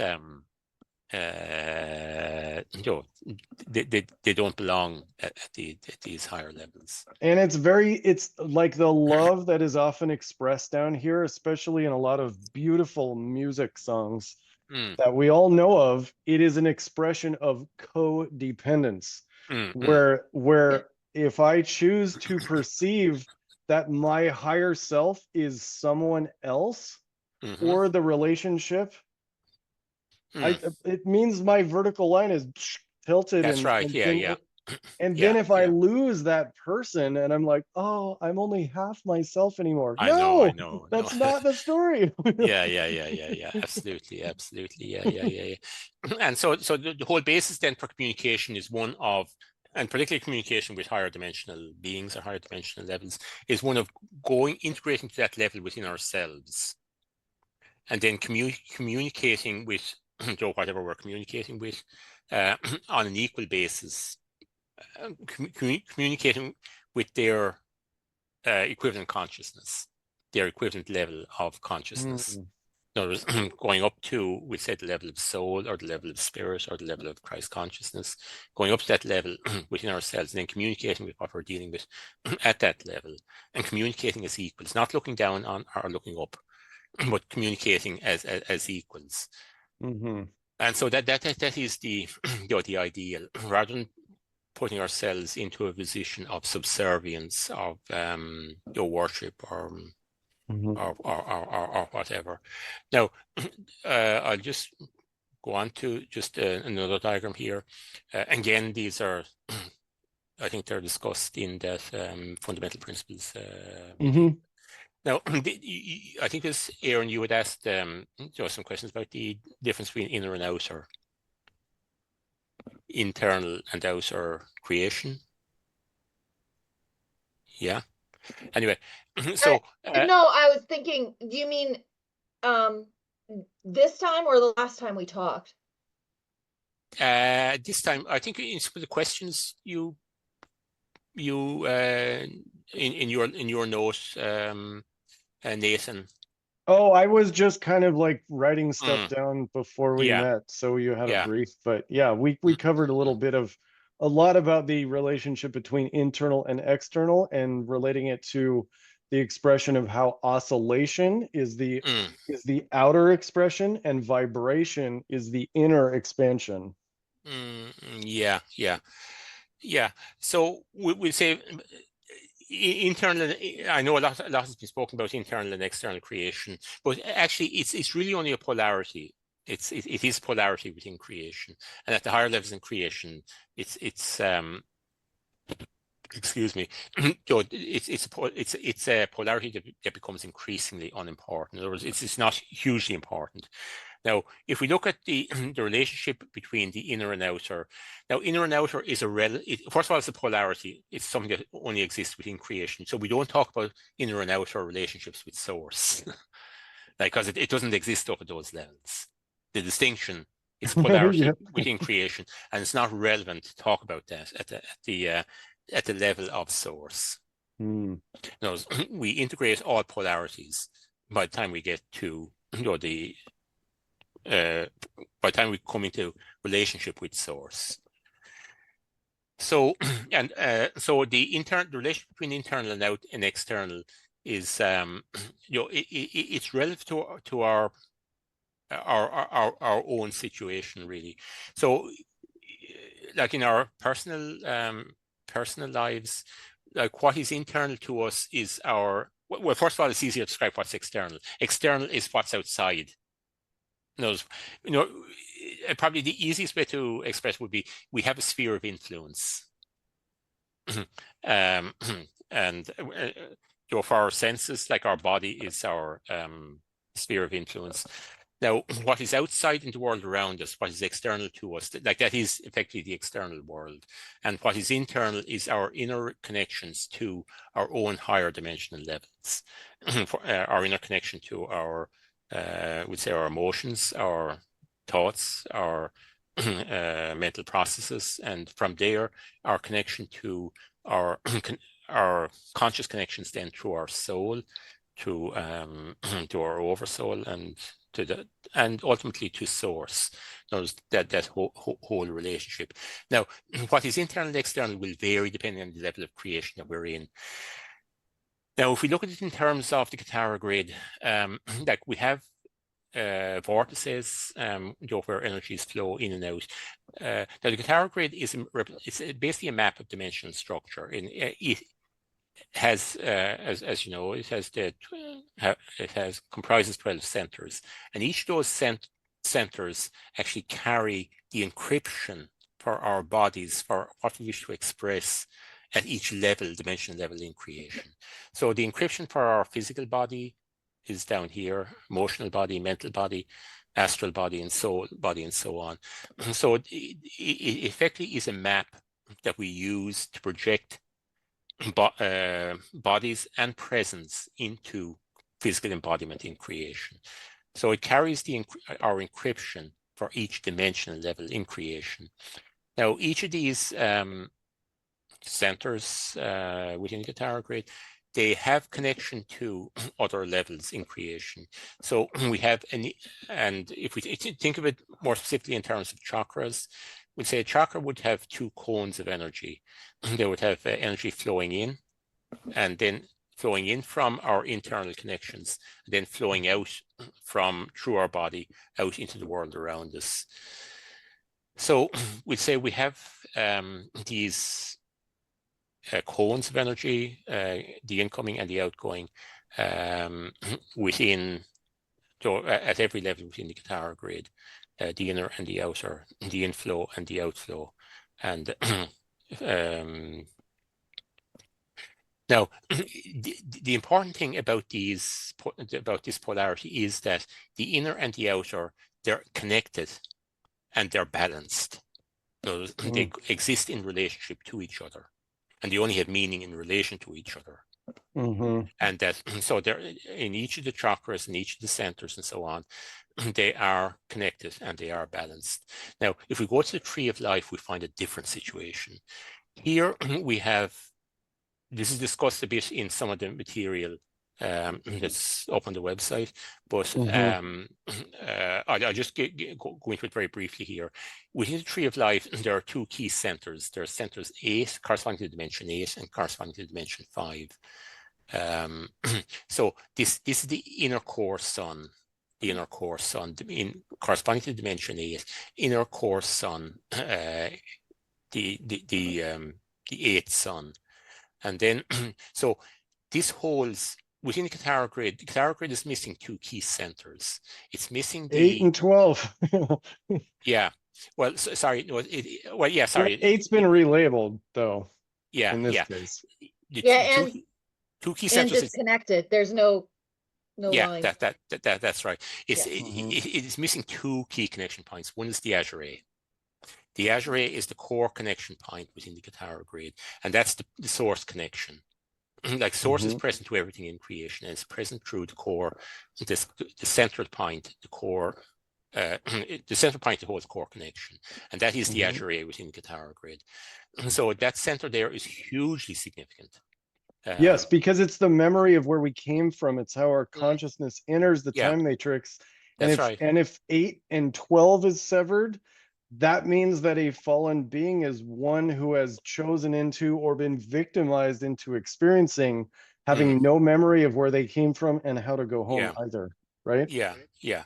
And the other center, key connection point is dimension 12, where the connection is held to higher levels of order within the structure. This is where you connect with the higher Katara grid. It's where we connect with the inner Eka, for example, in the Veka worlds, the inner Eka core, the Akasha core, and so on. So that's a key connection point. Now, both of those are missing. The 12 is missing there, and very importantly, the Azure A point. That's absolutely crucial, the Azure A point. Now, the 8th center, as you say, Nathan, is it is missing in most versions, in most public versions of the Tree of Life grid, but there are versions where for people who work at deep levels with the Tree of Life grid, where they do have a center 8. In other words, they have a center referred to as the 0 point. And it's called the Dayat center. Yeah, that's actually the first time I've seen this on this diagram you have there. Yeah.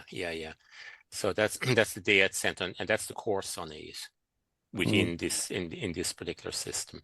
So what they would actually be working with there would be like the reversal of the monadic core that happened. Yeah. Yeah, and the energy is being pulled from there to be expressed through 6, like a vampiric kind of. Yeah. So the energy is pulled in through that center into the Katara grid. So that is the inflow. That's the internal connection, the connection to internal creation within the Tree of Life grid. It's through this center here, which is referred to as, well, it corresponds to dimension 8 in the Katara grid, but here it's referred to as a 0 point. And it is the point of origin, the point through which connections are held into the grid. In other words, it is the connection to internal creation through the dimension 8 core sun that would correspond to that particular center. Now, the energy there's there's a symmetry between dimensions 8 and 5. Like they exist in corresponding positions in the Katara grid, and they have relationship. So there is a sympathetic relationship between this center here and this center here. That's also where you find the 12 and 6 of the Ruche. Right? That's right. Yeah. That's the key line there. That's the first like emanation from the center. Yeah. So the internal creation, then the internal connection, connection to internal creation is held through this center here in the Tree of Life grid, and then the energy is brought down to dimension 5, and then it flows out from there through the other centers in the Tree of Life grid. So this is referred to as the sun center in the Tree of Life grid, and it becomes the distribution center. It's often referred to as the Christ center in the Tree of Life grid. It has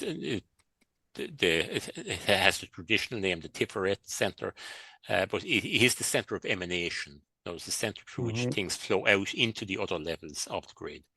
So also why that's modeled in our solar system and sun worship as the outer expression of source is often the source of worship, and also the reason why entropy in an open system is not necessarily the full story. Yeah. So we here we have this is where the difference between internal and external creation arises. In other words, and the key connection between dimensions 8, like these correspond to dimensions 8 and 5 in the Katara grid. So and this connection links them and transfers energy from one to the other. But in doing so, it actually combines the energies to form the reverse D13, the 5 + 8 D13 reverse current that creates the Fibonacci spiral that was used in the mechanics of causing the original split in creation. So that's discussed in more detail elsewhere. So I won't go into it in too much detail. But this is where a distinction between internal and external creation arises. And internal creation is at a higher dimensional level than external creation in this context. Ideally, they're in relationship and balanced. Here, they're not. And also why it's an expression of, like, let's say, since long time in the past, before, recorded memory that is typically taught, is why a patriarchal control structure society is the electrical over projection that throws everything out of balance. Exactly. Yeah. As well. Yeah. So now we say internal and external creation are they exist in relationship to each other, and ideally they're balanced. They're connected and balanced. And also, as we go up through levels in creation, we experience internal and external creation differently. For example, let's just go back up here. Say, sorry. Yeah, if we go back to this level here, once we go up to the soul level, now the soul level is at the soul level we integrate, we'd say 12 physical personalities back into a soul personality, a soul consciousness, a soul family consciousness. So we'd say when we're in physical embodiment with a personality, we see the other members of our soul family as external to us. When we go up into the soul world, we see those as internal to us. Now, we expand our consciousness to encompass the whole family. And in that context, the other personalities are, sorry, there's something come up there. The other personalities in our soul family are part of ourselves. They are internal to us. And that carries on up the scale. As we go up in dimensional structure, and then there's 12 more of your exactly. So everything becomes both internal and external at the same time. And ultimately, we transcend the difference between internal and external. So it isn't something that we need worry too much about. But it can be useful, though, to have a perspective on how it evolves as we integrate consciousness. Okay, so see now we're here. Yeah, that reminds me of something I learned back in the day studying hypnosis and neurolinguistic programming. Is this term, the map is not the territory. Exactly. So if I have a map that says, actually, this is a Walter Russell thing, which, by the way, doesn't that look a lot like a Katara grid? Oh, absolutely, it does. Absolutely, yes. But also all of these images we're looking at, these complex diagrams, they are ways to allow our consciousness to have a map. We know it's not literally what it is, but just to have a concept of what to work toward, to experience in the internal experience to go and to expand into that. It's very accurate to know where you are, to have a map Indeed, that translates to give an idea of what the territory is. That's it. Yeah, absolutely. No. The map is very useful. It's very useful image or metaphor, for what we're talking about. Yeah, like the map behind you, for example. That's right. It's not literally the Earth, Yeah, but it gives you an idea to be like, oh, I've been there. I'm going there this time. That's right. Yeah. So we'll just come back now to some of the the issues around the music spiral or the harmonic spiral. But first of all, see if I can actually I'll just switch back here to harmonics. Okay. Yeah, here we go. This is exciting. This is what I wanted to dig into with you. There's so much to go through as building blocks to get to the next layers of understanding. So yeah. Okay, so in terms of harmony, the there are a few fundamental principles there, and if we can, once we master those principles, then everything else becomes to make sense of everything else, really. So the harmonic principle, like what is harmony? And when the frequencies match together. Exactly. Yeah. In an orderly way. So if we say the original expressions or the primary expressions in creation are we go from the calm state of pure consciousness into the oscillatory state of pure consciousness, where we begin to get waveforms, and these waveforms, they're non-localized, they're everywhere. And there's very little structure associated with them, but at the same time, the fundamental structure that they are evolving is the structure of a wave. So these waves are very important. Then, like, they're underlie all of creation. Now, if we take a guitar string, for example, if we pluck a guitar string, it has a primary oscillatory mode. In other words, the string can oscillate up and down based on the material it's made out of. It's the resonant tone and then the length. That's right. Yeah. The length and the strength of the chord. So it has a primary oscillation frequency, primary frequency of oscillation. Now, the other frequencies that are possible then are multiples of that, integer multiples, whole number multiples of that. In other words, the frequencies that a guitar string can emit or that can create and project are they are waveforms that can exist within the length of the string. In other words, you can set up an oscillation that where you have two oscillations within the length of the string. You can set up an oscillation where there are three oscillations within the length of the string. And so in this case, you have a certain frequency, the fundamental frequency. Here you have twice the fundamental frequency as a harmonic. Here you have 3 times the fundamental frequency, and so on. And so the frequencies that are possible within that string then are multiples, whole number multiples of the original fundamental frequency. And so this is a principle that it carries through creation quite a bit. Now, when we're combining frequencies, the frequencies that are most harmonic are the ones that form a repeating pattern. Now, if we combine, we say, the fundamental frequency on the string with the, and this needn't even necessarily be a string. It could be, we'd say, the beating of a drum. It could also be the air in a tube. Percussion rhythm is similar. Yeah. And also the the oscillations, the frequency, the music tones that we say an organ tube emit, and or even the the tones that a flute or a didgeridoo.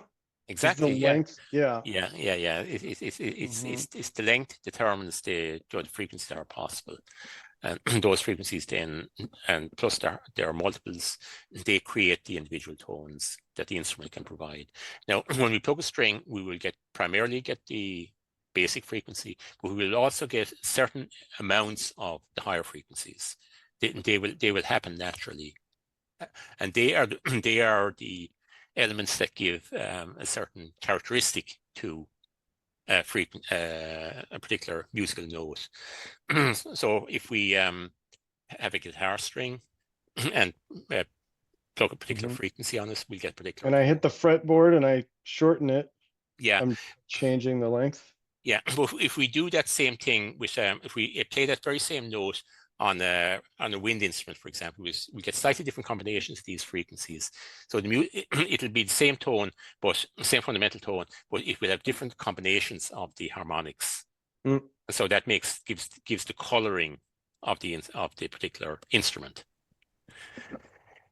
Okay, so the principle then is to create repeating patterns, consistently repeating patterns. So if we play, if we take the fundamental tone, the wavelength, and we combine it with the second harmonic, now the two of those will fit together within the space of the two of these will fit within the space of the fundamental. So we can combine these two, and they will create a repeating pattern, a consistently repeating pattern. And this is illustrated in these diagrams here. We have the fundamental, we have, we'll say twice the fundamental frequency, we combine them, and then we get this red pattern. And this repeats every cycle, consistently repeats every cycle. So it's not that different from the fundamental frequency, not that different, much different. That's also like what is modern day referred to as a binaural beat. Yeah. That is used for brainwave. It's when the pattern of the combined frequencies have a harmonic between them. That's right. Yeah, that's right. Yeah. So that is why the simplest harmonic relationship is 1 and 2. They are the combination. That combination of numbers is the most harmonic. So multiplication by 2 is fundamentally harmonic, and is the most harmonic relationship that is possible. So that is and that's why a calibrate being the square root of 2 for how they nest inside each other. Yeah. That's right. Yeah, and we'd say every 90 degrees. So if you take a guitar grid through 90 degrees. Take it through 45 degrees, you get root 2. But if you take it through 90 degrees, you get to 2. And the guitar grid itself is 2 to 1. Like proportions are 2 to 1. So if you nest them and rotate them, like every 90 degrees, you get 2. And so it's 90 degree angle of rotation that is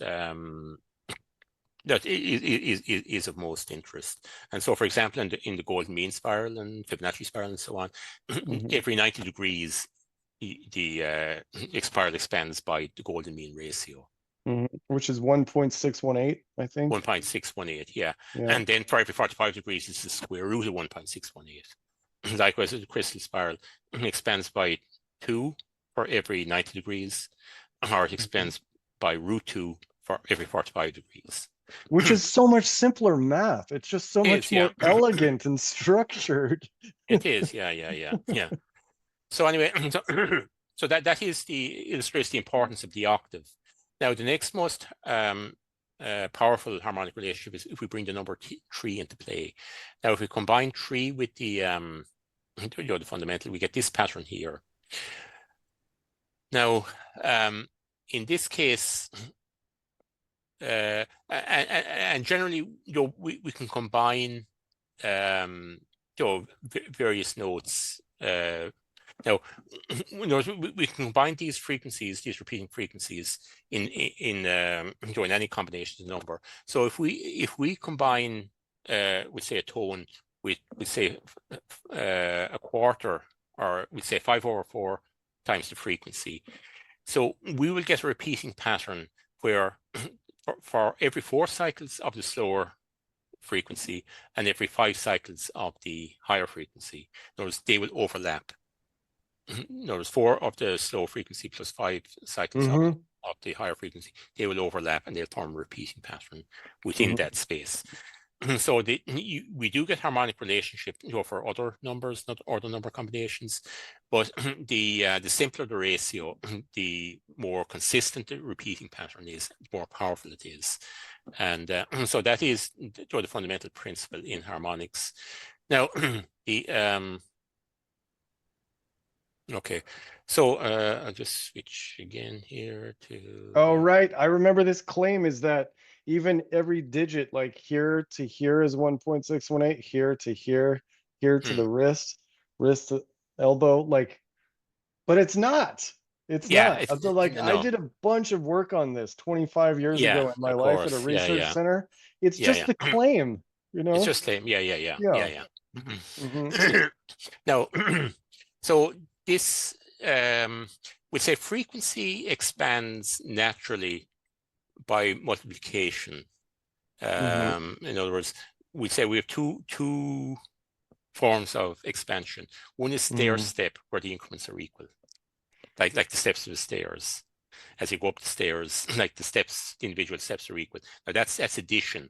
In other words, where we Yeah. add the steps add up as you go up into greater height.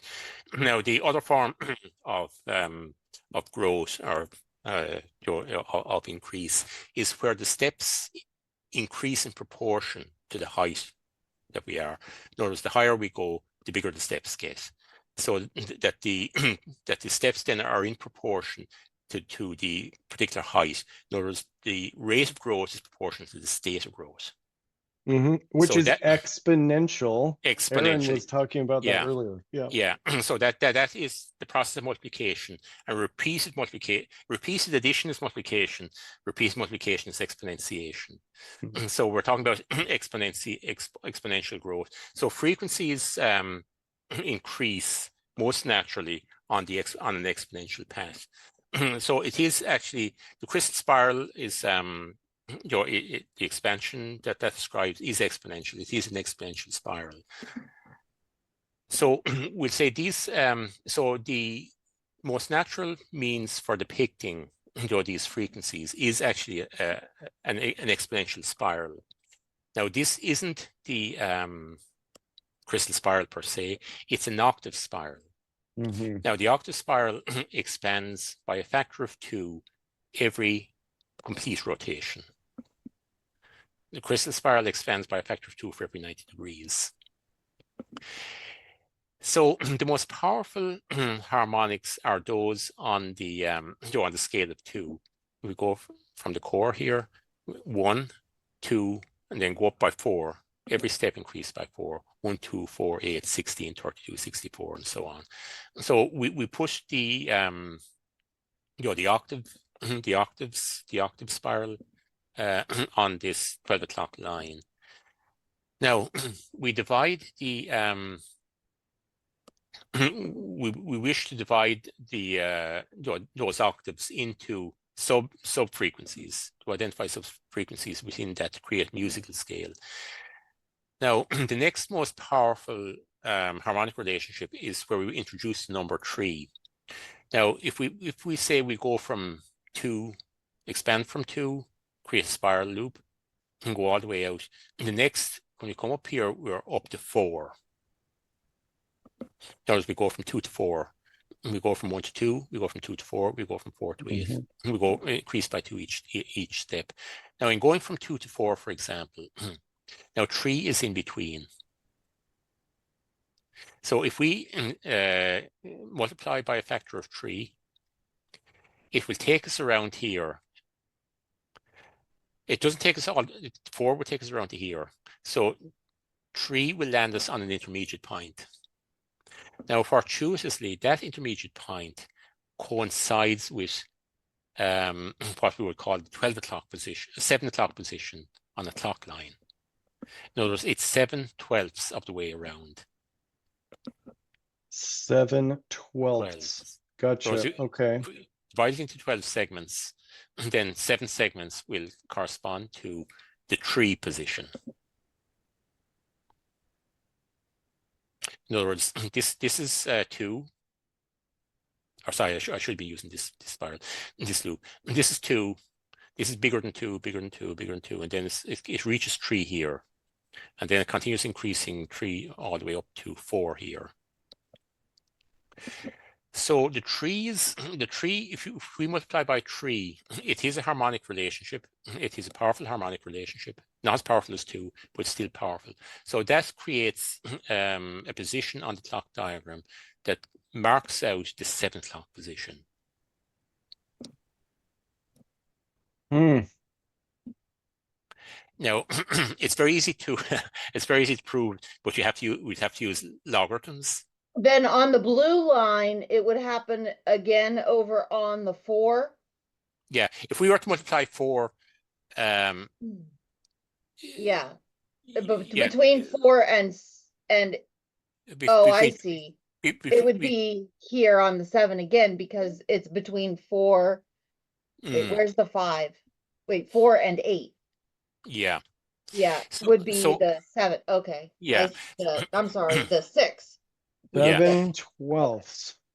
Yeah, 7/12. I'm doing my best to wrap my consciousness around this here. Yeah. Now, if we had more time, it'd be possible to go through the mathematics of it. The mathematics of it are not complex, and so they explain it exactly. But it lands on the 7 o'clock clock line, go to within less than 3,000ths of a percent, less than 1 in 3,000. It lands very accurately on or reasonably accurately, not exactly, but reasonably accurately on the 7 o'clock position. So, when we develop this spiral, we have the octave boundaries going up here. Now, every time we move out along, and once we create this spiral, every time we move out along one of these lines, we're doubling. As we're doubling and going out, we're doubling going up here. We're doubling 1, 2, 4, 8, 16, and so on. And likewise, whatever numbers here, we're doubling it out here, we're doubling it out here, and so on. So every line is, every radius represents a doubling. So all of these harmonics, all of these notes are multiples, double multiples of the inner notes. So all of these notes are highly harmonic. In other words, these clock lines map harmonics on this spiral structure. So now, when we multiply by 3, which does create a significant degree of harmony, we get, first of all, it takes us out to this. It takes us through 7 clock lines, 7 clock lines on this clock diagram. Now, if we multiply by 3 again from this point, it'll take us 7 clock lines further on to 2.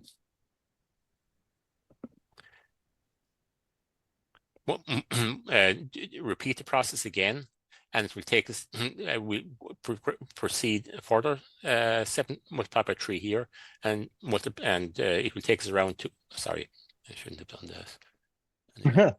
Control Z. Yeah, it'll take us around to 9. Notice from 2 to 9, we had 7, 2 to 9.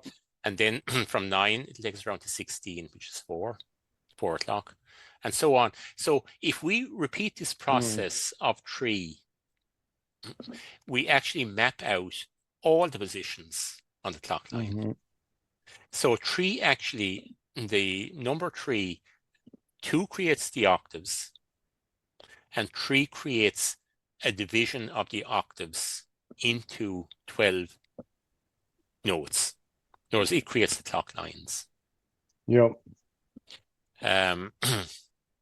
So I noticed there's a lot of it's not coincidental, it's the alignment of different terms, like how there's a lot of, woo-woo new age teachings where, it's all about 9, or it's all about 7, or but they're all different harmonics in the in the octave spiral. Yeah. So let's see if there's another diagram down here. Circle of fifths. No, that's not. Okay, maybe this diagram here. So yeah. Okay, so so this is just an indication of the importance of the different tones.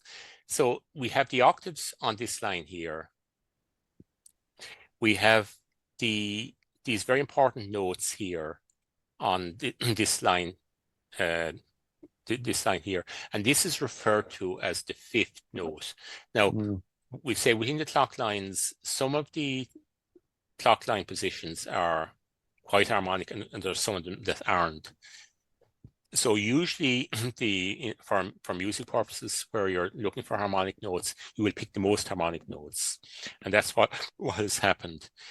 The music scales don't use all of the 12 clock line positions. It only uses the octave plus the 7 other most harmonic tones to create just 8 notes within an octave, including the octave boundary, or 7 notes apart from the octave boundary. So this is where we get the conventional music annotation of the notes.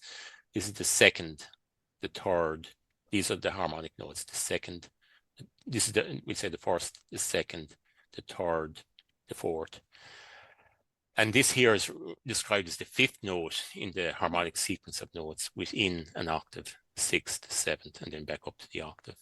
So this is described as the fifth. And so if we repeat that process of creating the fifth, jumping 7 steps around each time, we will recreate the clock structure. And that process of doing that is referred to as the circle of fifths. Circle of fifths. Yeah.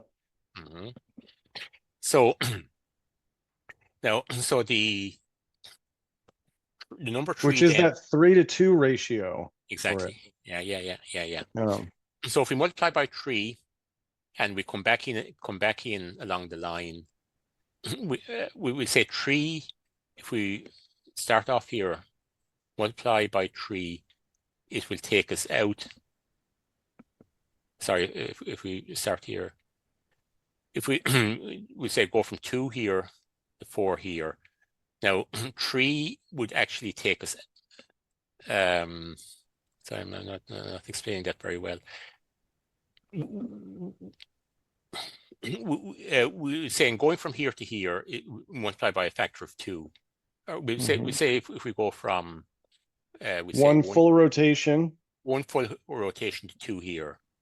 Now 2 to 4, if we go all the way around, if we multiply by 3, it'll actually take us to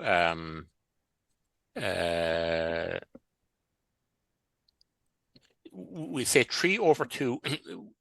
3 takes us out, takes us through many steps on the octave spiral, and then 2 brings us back in 1 step to give us.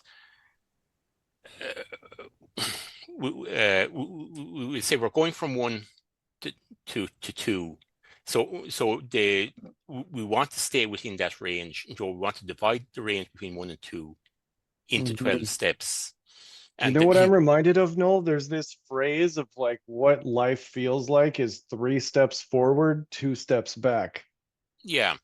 That's expressed in like a terminology, which is that's right. Yeah. So 3 steps, like if you go out the full 3, it takes you too far. It takes you beyond 2, and then if you divide it by 2, it brings you back into a number that sits between 1 and 2.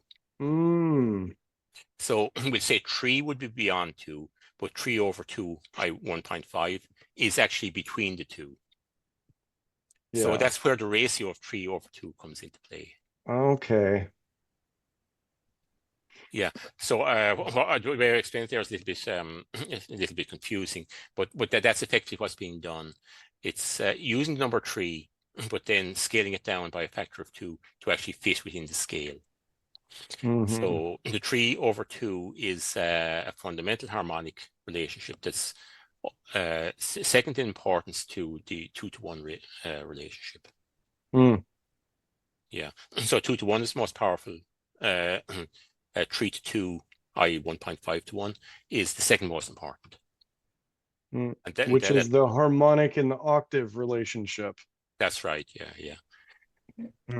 So that subdivides the octave cycle into 12 12 segments, and it creates a sequence of notes, subnotes within the octave. And then the most harmonic tones are selected out from that to create a scale. And the numbers are the harmonic notes are given names. Now, oddly enough, we have the most harmonic notes are here. Now, this position here. Wait, the vertical line, you mean? Is that what you're illustrating? Yeah, the vertical line there. Oh. That's the octave. They're all octaves. But only the top half of it, right? Yeah, only the top half of it. Yeah, the octave boundary. Now, the lower half then is the halfway point in terms of rotation. Okay. Now, those particular notes then are they are multiples by the square root 2 of the octave notes. So we multiply by 2 to go all the way around. We multiply by the square root of 2 to go halfway around. It's a half step multiplication. Yeah. So that's where the root 2 comes in. Now, these notes then are the square root of 2. And the square root of 2 doesn't create a repeating pattern.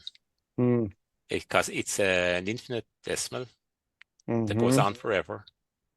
And it's the pattern that never repeats itself. Yep. It's the same function of the math in relativity. It takes twice the amount of energy to go half as fast increase as you're already moving. Yeah. Especially if you're just burning fuel and spitting it out the back, you know? I know, yeah. So this is referred to as the tritone. The tritone, and it is fundamentally disharmonic. Wait, can you explain that? I want to understand what you just meant there. It is fundamentally disharmonic. Yeah, because it's the opposing side. Well, it's not so much that it's opposing. It's a halfway step in multiplication of 2. So it's a multiple of square root of 2 from these numbers. Okay. These numbers multiply with the square root of 2. Now the square root of 2 doesn't repeat itself. It's an infinite expansion of numbers. There isn't like we'd say 3 over 2, 1 over we'd say 2 to 1. We'd say a half. That's the ratio of 2 to 1. Like that repeats itself very, very, very frequently and easily. 3 over 2, 3 to 2 repeats itself fairly powerfully as well. So all of these are characterized by whole number ratios.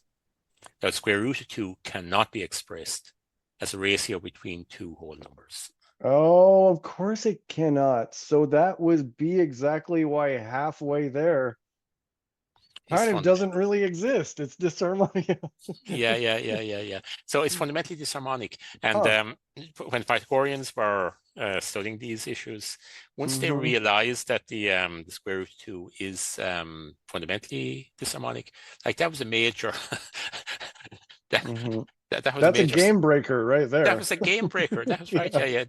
Like I think that's the person who discovered it was either sworn to secrecy or else, he was punished in some way. Like Who was it? What was the name?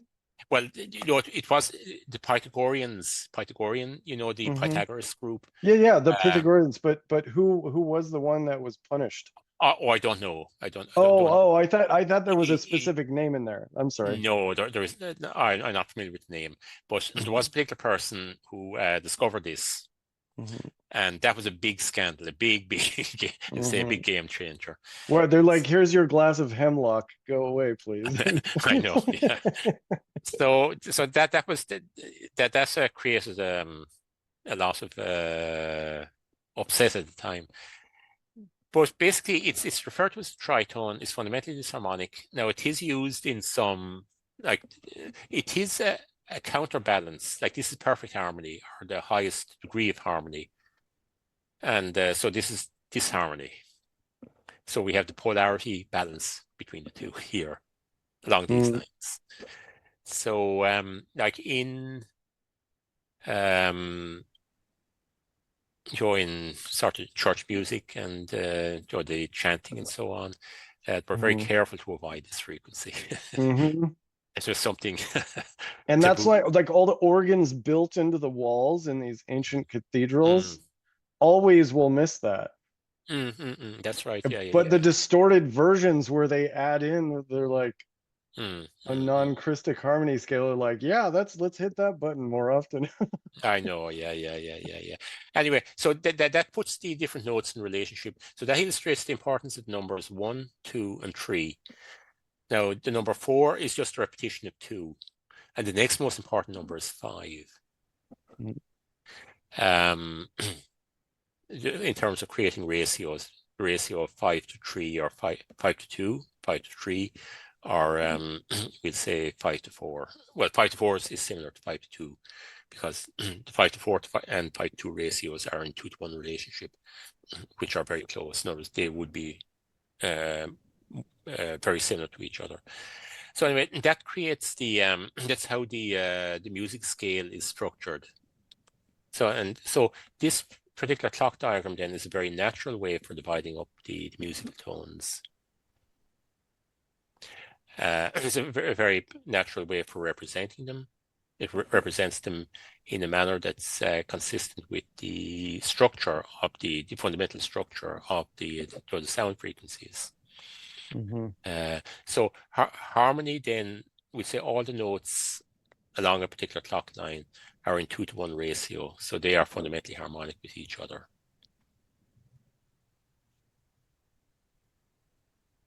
That's so beautiful. Yeah. So harmony then is the primary measure or indicator for harmony then are notes that sit on the same line. And the second thing then is the second factor in harmony is where we bring in the 3 and we create the first of all the 3 and then the 3 over 2, the 3 over 2 ratio between 1 and 2. And that ratio then divides the clock line, divides the octave into 12 equally spaced notes, and creates the octave scale, the scale of notes within an octave. And expressed as linear frequency, like you were showing before, the harmonics is where those match up. Yeah. Where those points match up. This is just a spiral diagram to demonstrate that as well. That's right. That's right. Yeah. Yeah. Yeah. I wish I was a musician and I could be like, I could pull out a guitar and be like, it sounds like this, what you're talking about. Bing, Yeah. ding, dong, you know? Yeah. I don't have that skill set though. No, neither do I. Guys, I have to go and pick up my daughter, but I just wanted to say thank you, and I hope we can do this again soon. Oh, And yes. I'm anxious to listen to the rest of whatever you guys are going to say. Yeah. Okay, Erin. So great to catch up, and take care of yourself. Thank you. Thanks a lot. And lovely to catch up. Yeah. Take care now. Yeah. Yeah. Erin's so awesome. This is great. I kind of feel like we're coming to like a full, like, I want to dig deeper, but maybe it's best we save it for another day. I don't know. What do you want to go into next? Because those Krystic music scales and the charts for them, even just one in the lower right there. Yeah, that's right. Yeah. Once we map them out linearly, like these are octaves, and we say they scale up by a factor of 2. We'll say 1, 2, 4, 8, and so on up along. And then if we stack them up, stack the higher octaves over the lower ones, we find that the octave boundaries, in other words, the 12-fold division of the octaves actually mirrors the 12-fold division within the octave actually mirrors the structure of the octaves themselves as they build up. In other words, there is a high degree of alignment. A high degree of alignment. That's a beautiful phrase. Yes. Yeah. So we say the harmonics, like the harmonies are harmonic in relationship to each other, but they're also harmonic in relation. There are also harmonic in relation to the other octaves below them. Mm-hmm. Which is also another, like, I love that the term density for 3 dimensions is also referred to as a harmonic universe. That's right. Because it Yeah. contains what is within it on the next layer up. That's right. This That's right. similar That's relationship, right. right? Yeah. Absolutely. Yeah. Now, so the next, like this isn't complete. Like there's still a lot that can be explored, that can be developed, but it's really a question of whether that is timely or whether it's appropriate to do it. And like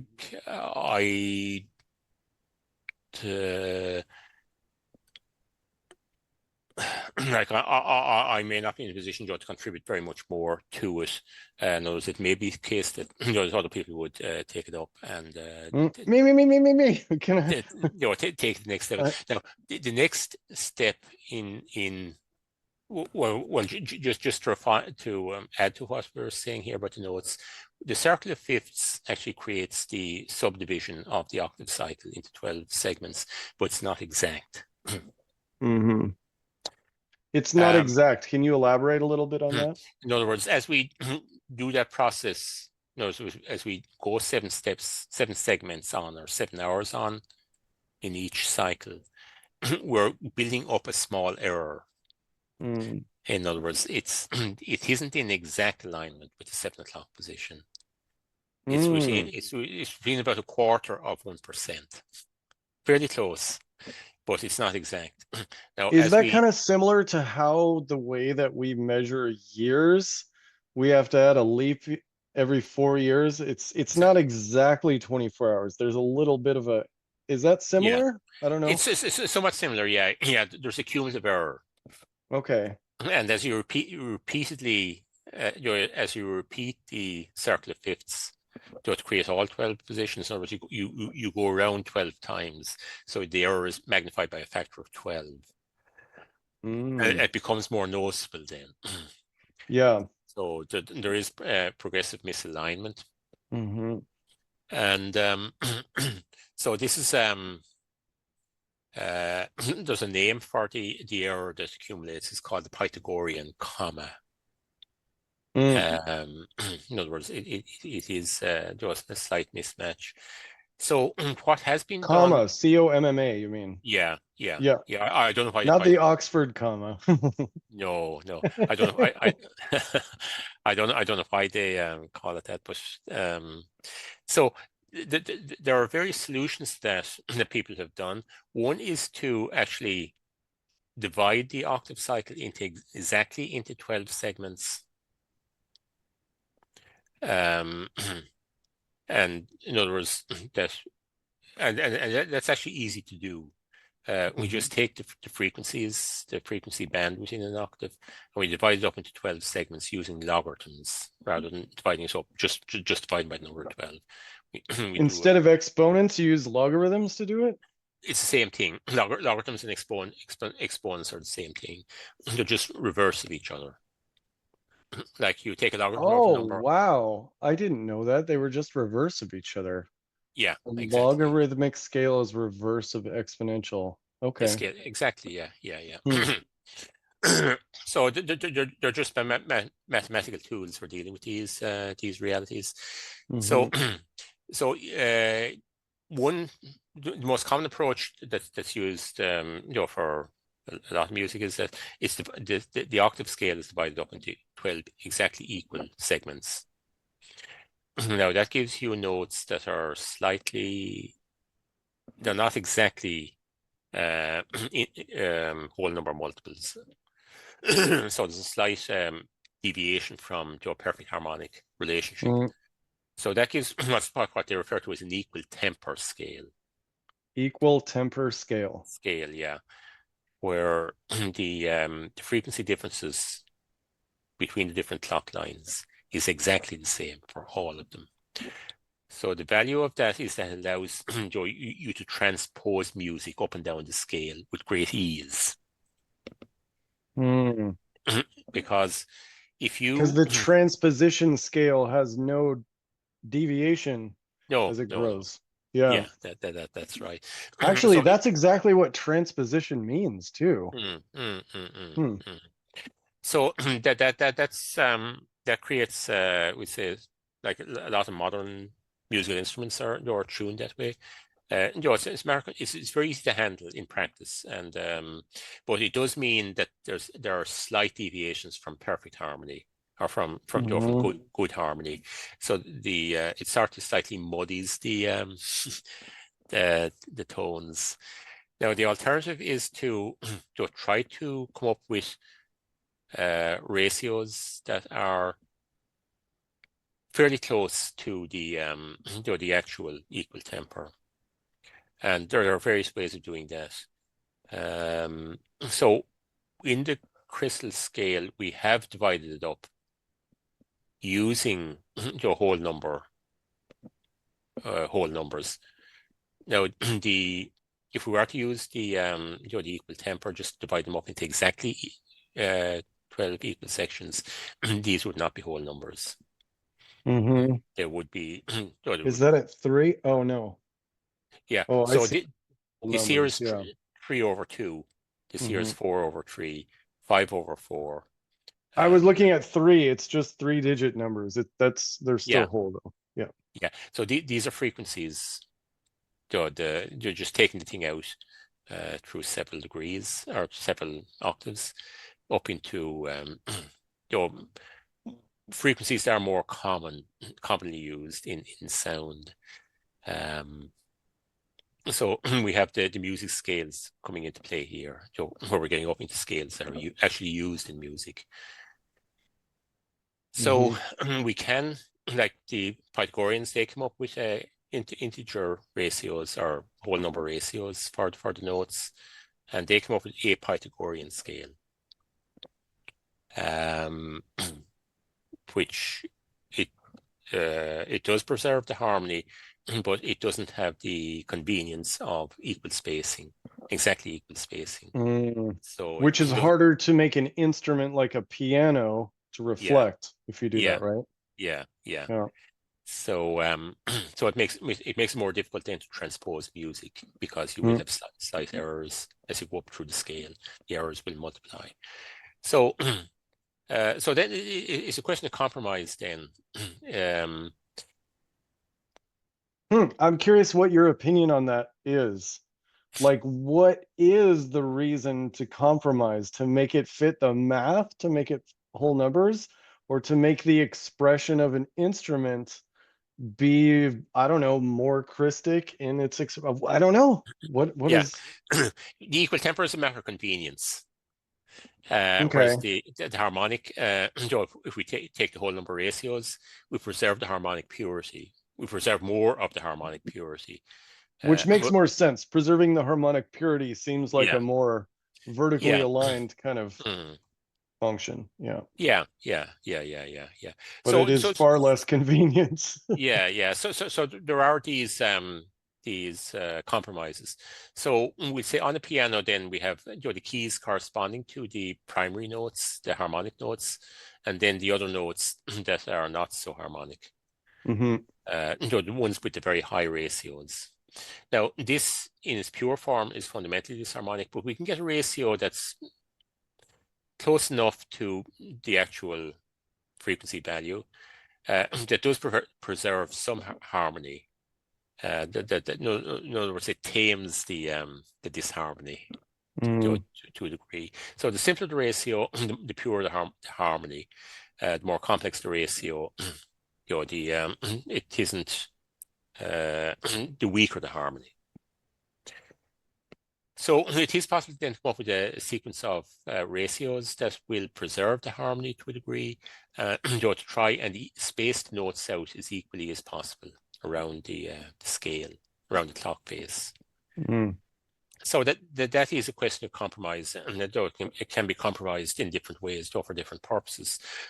Now, we'll say in practice, the harmonic notes, there are 7 harmonic notes taken out, and they're used in most music scales.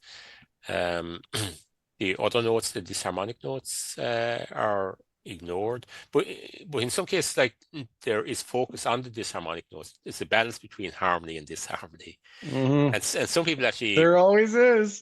yeah, some people actually work with and value the disharmony. Now, let's see if I have a diagram back here. I haven't. No. Look at this beautiful collection of slides you've built. Yeah. So, sorry. And see if I have the diagram here. And correct me if I'm wrong, but the Emerald 24 site of yours has all of these images on it, just not in a linear. Yeah, I think it has. Yeah, I think it has. Yeah, sorry, I haven't got the diagram that I'm looking for in this set. No. Comparison, take this one. You just go back to this one here, for example. So now the next, like we've been working with the ratios, the numbers 2, 1, 2, and 3 primarily. Now the next number, the next significant number is 5. In terms of like the prime numbers have a particular value. Like 4, for example, is just a repetition of 2. Its behavior is defined by the number 2. So it's just 2 repeats. So 5 is a unique number. In other words, it has its own characteristics. Now, I do believe that the next stage of development is to work with that number 5 to bring in a new, like if we take the dimensional structure, for example, we have the 4 density levels of the matter fields with our 12 dimensions. Now, the next stage of development beyond that is into density 5. And how does it relate to that? Wow. And density 5 actually bridges connection from the matter fields into the sound fields.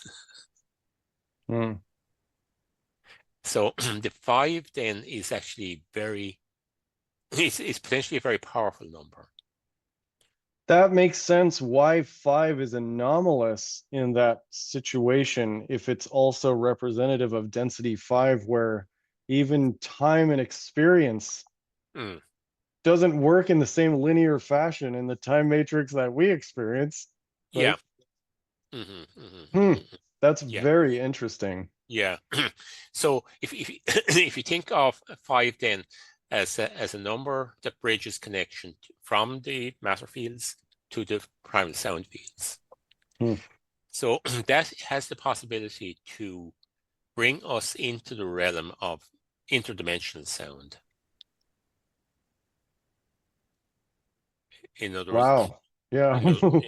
In other words, that and like it is known that sound is a very powerful tool. If it's used in that space, but it's very powerful, but also it's something that must be guarded.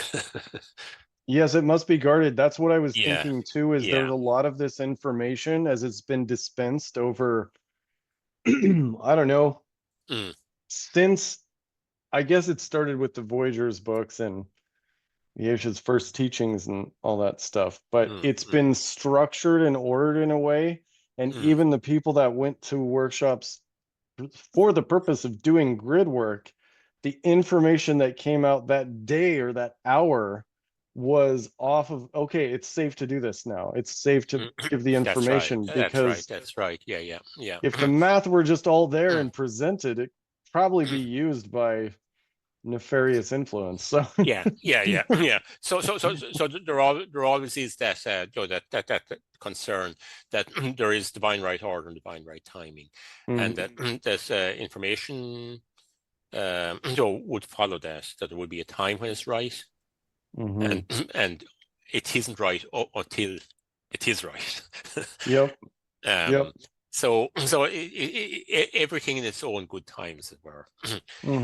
But my feeling is that though that it is possible to use the 5 to actually, if we combine the like we're extracting 7 notes for most of the musical scales. Now, if we look at the 15-dimensional universe, so we have the 12 dimensions of the matter fields represented by the Katara grid, and then we have the expansion then in bridging connection then through the primal light fields, which add another 3 dimensions to create a 15-dimensional structure. And it's then the number 5 then creates that that additional density level. So if we want to go beyond we say the 12 into the 15, that gives us the possibility of having 2 groups of 7 linked by linking, the 15 linking 2 groups of 7 below it. 2 groups of 7. In other words, now bringing in 5, like if we bring in an extra 3 notes associated with 5, that would expand the scale to 15 notes, and the additional notes would be transharmonic notes that would link, like the role of the primal light fields bridging connection from the matter fields up into the higher sound fields and higher levels of pure consciousness. That that these 3 notes could serve a similar role, that they would harmonize the disharmony that is present in the music scale at the moment. I wonder maybe in, let's just say, divine right timing, as it would be expressed, would that knowledge and our ability to understand that also shift and maybe change the experience of the disharmony that we can understand and experience through math? Exactly. And the reality fields themselves are shifting as we embody this knowledge. Yeah. That's right. Yeah. So there is a more complete version of all of this that takes it to another level, and it's really a question of when and whether that is appropriate. Wow, that is, that's a little. I know. That's the thought for my day. I'm gonna have to take a couple naps and let this go vertical and try to integrate it. I know. Yeah. That's beautiful. So anyway, that's just a quick overview of that. Now there are a few other things that we could explore, but it's probably better not to do because we've I think we're at 2 hours and 43 minutes in. We are, yeah. Erin and I put in 2 hours prior, so yeah. Actually, there's one other thing that I could have explained, and that is the relationship between the the crystal spiral, which is expansion by 2, and the exponential spiral. Oh, sure. Let's go into that. No. I won't go now because it's quite it's quite detailed. It would take us into a bit of mathematics. But the exponential spiral, the exponential spiral, and its associated number. You're familiar with the number E, the exponential number 2.718. That is the natural the element that governs. It is the number that governs exponential growth that underlies all natural growth processes, and that is probably the most powerful number in mathematics. That is directly related to number 2. It's possible to step from from the progression of 2 in the crystal spiral to the exponential number. It's actually done. Wow. Okay. So that takes us into the very heart of mathematics. Yeah, that So is at the heart of math. yeah, it's written up in some of the, the notes that I have there, but it's a little bit too heavy to go into at this stage. Yeah. Well, maybe next time we can do Yeah. a deep dive into that, because I find that very interesting. I'm not a mathematician, so I'm not going to pretend to be like, oh, that all made complete sense to me. I know. Yeah. But you're just, Noel, you are so amazing at distilling and communicating the transcendent to the elementary. Oh, thanks very much, Nathan. But like, I'm not doing anything that anybody that's like we're all capable of. We all are. Yeah, and it's just a Yeah. question of rebuilding the connections within ourselves, and Mhm. like we're all capable of doing our own doing the job as we're Mhm. doing the job as appropriate to what we're doing here. Yeah. So like I don't have anything that anybody else that everybody else isn't capable of doing. Mhm. It's just building connection and holding them and Building and holding that vertical connection. The more that I do that, the more I realize that every time I learn, it's the exact same as remembering. exactly. We all have this. It's in our templates. It's in our codes. Yeah. Like I'm not special in any way at all. Mhm. And I think you're pretty special, though. well, Give yourself some credit, brother. we're all special in our own way. Yes. And we're all equally Indeed. special. Indeed. Yeah. Okay, Nathan. So it was great to catch up, and yeah. So the best luck with all the work you're doing. We're running out of steam. We're at the other end of the cycle, as it were, like, and so you're the generation is taking over and and taking the show forward. Yeah, I guess so. I'm so honored to know you and to be, I don't know, just to show up as a willing student, to be able to learn from you and to be able to hold the torch, you Yeah. know? Well, the whole thing sort of evolves in the space between us. Like it takes the interaction to create the to bring stuff into that space. Yeah. Yeah. So thanks very much, Nathan, for for connecting up, and so and the best luck with all you're doing. Yeah, thank you. It's And my pleasure, my friend. Anytime that we get the time to sync up together, it's just, I'm absolutely overjoyed. Thank you so much for your time. And I know it's very late there, so have a wonderful night. And indeed, yes. And we'll see each other next time around. Yeah, absolutely. Next time around. And so as the old saying goes, namaste. Namaste. I Namaste. prefer aloha, which is aloha. Yeah, exactly. Live in love and gratitude. Yeah. Okay. Sorry, I should have stopped sharing there. Oh, that's okay. I think the diagrams are more interesting sometimes than our floating heads on the Zoom call. I know. Yeah. This is great though. I'll send you the recordings and emails and stuff, and after I get edits done and stuff, and share with the posting. Thank you so much for your time. Yeah, right. Well, thank you too. Yeah, okay. So take care now. Have a good night, Noel. Aloha, You brother. too. Aloha, yeah.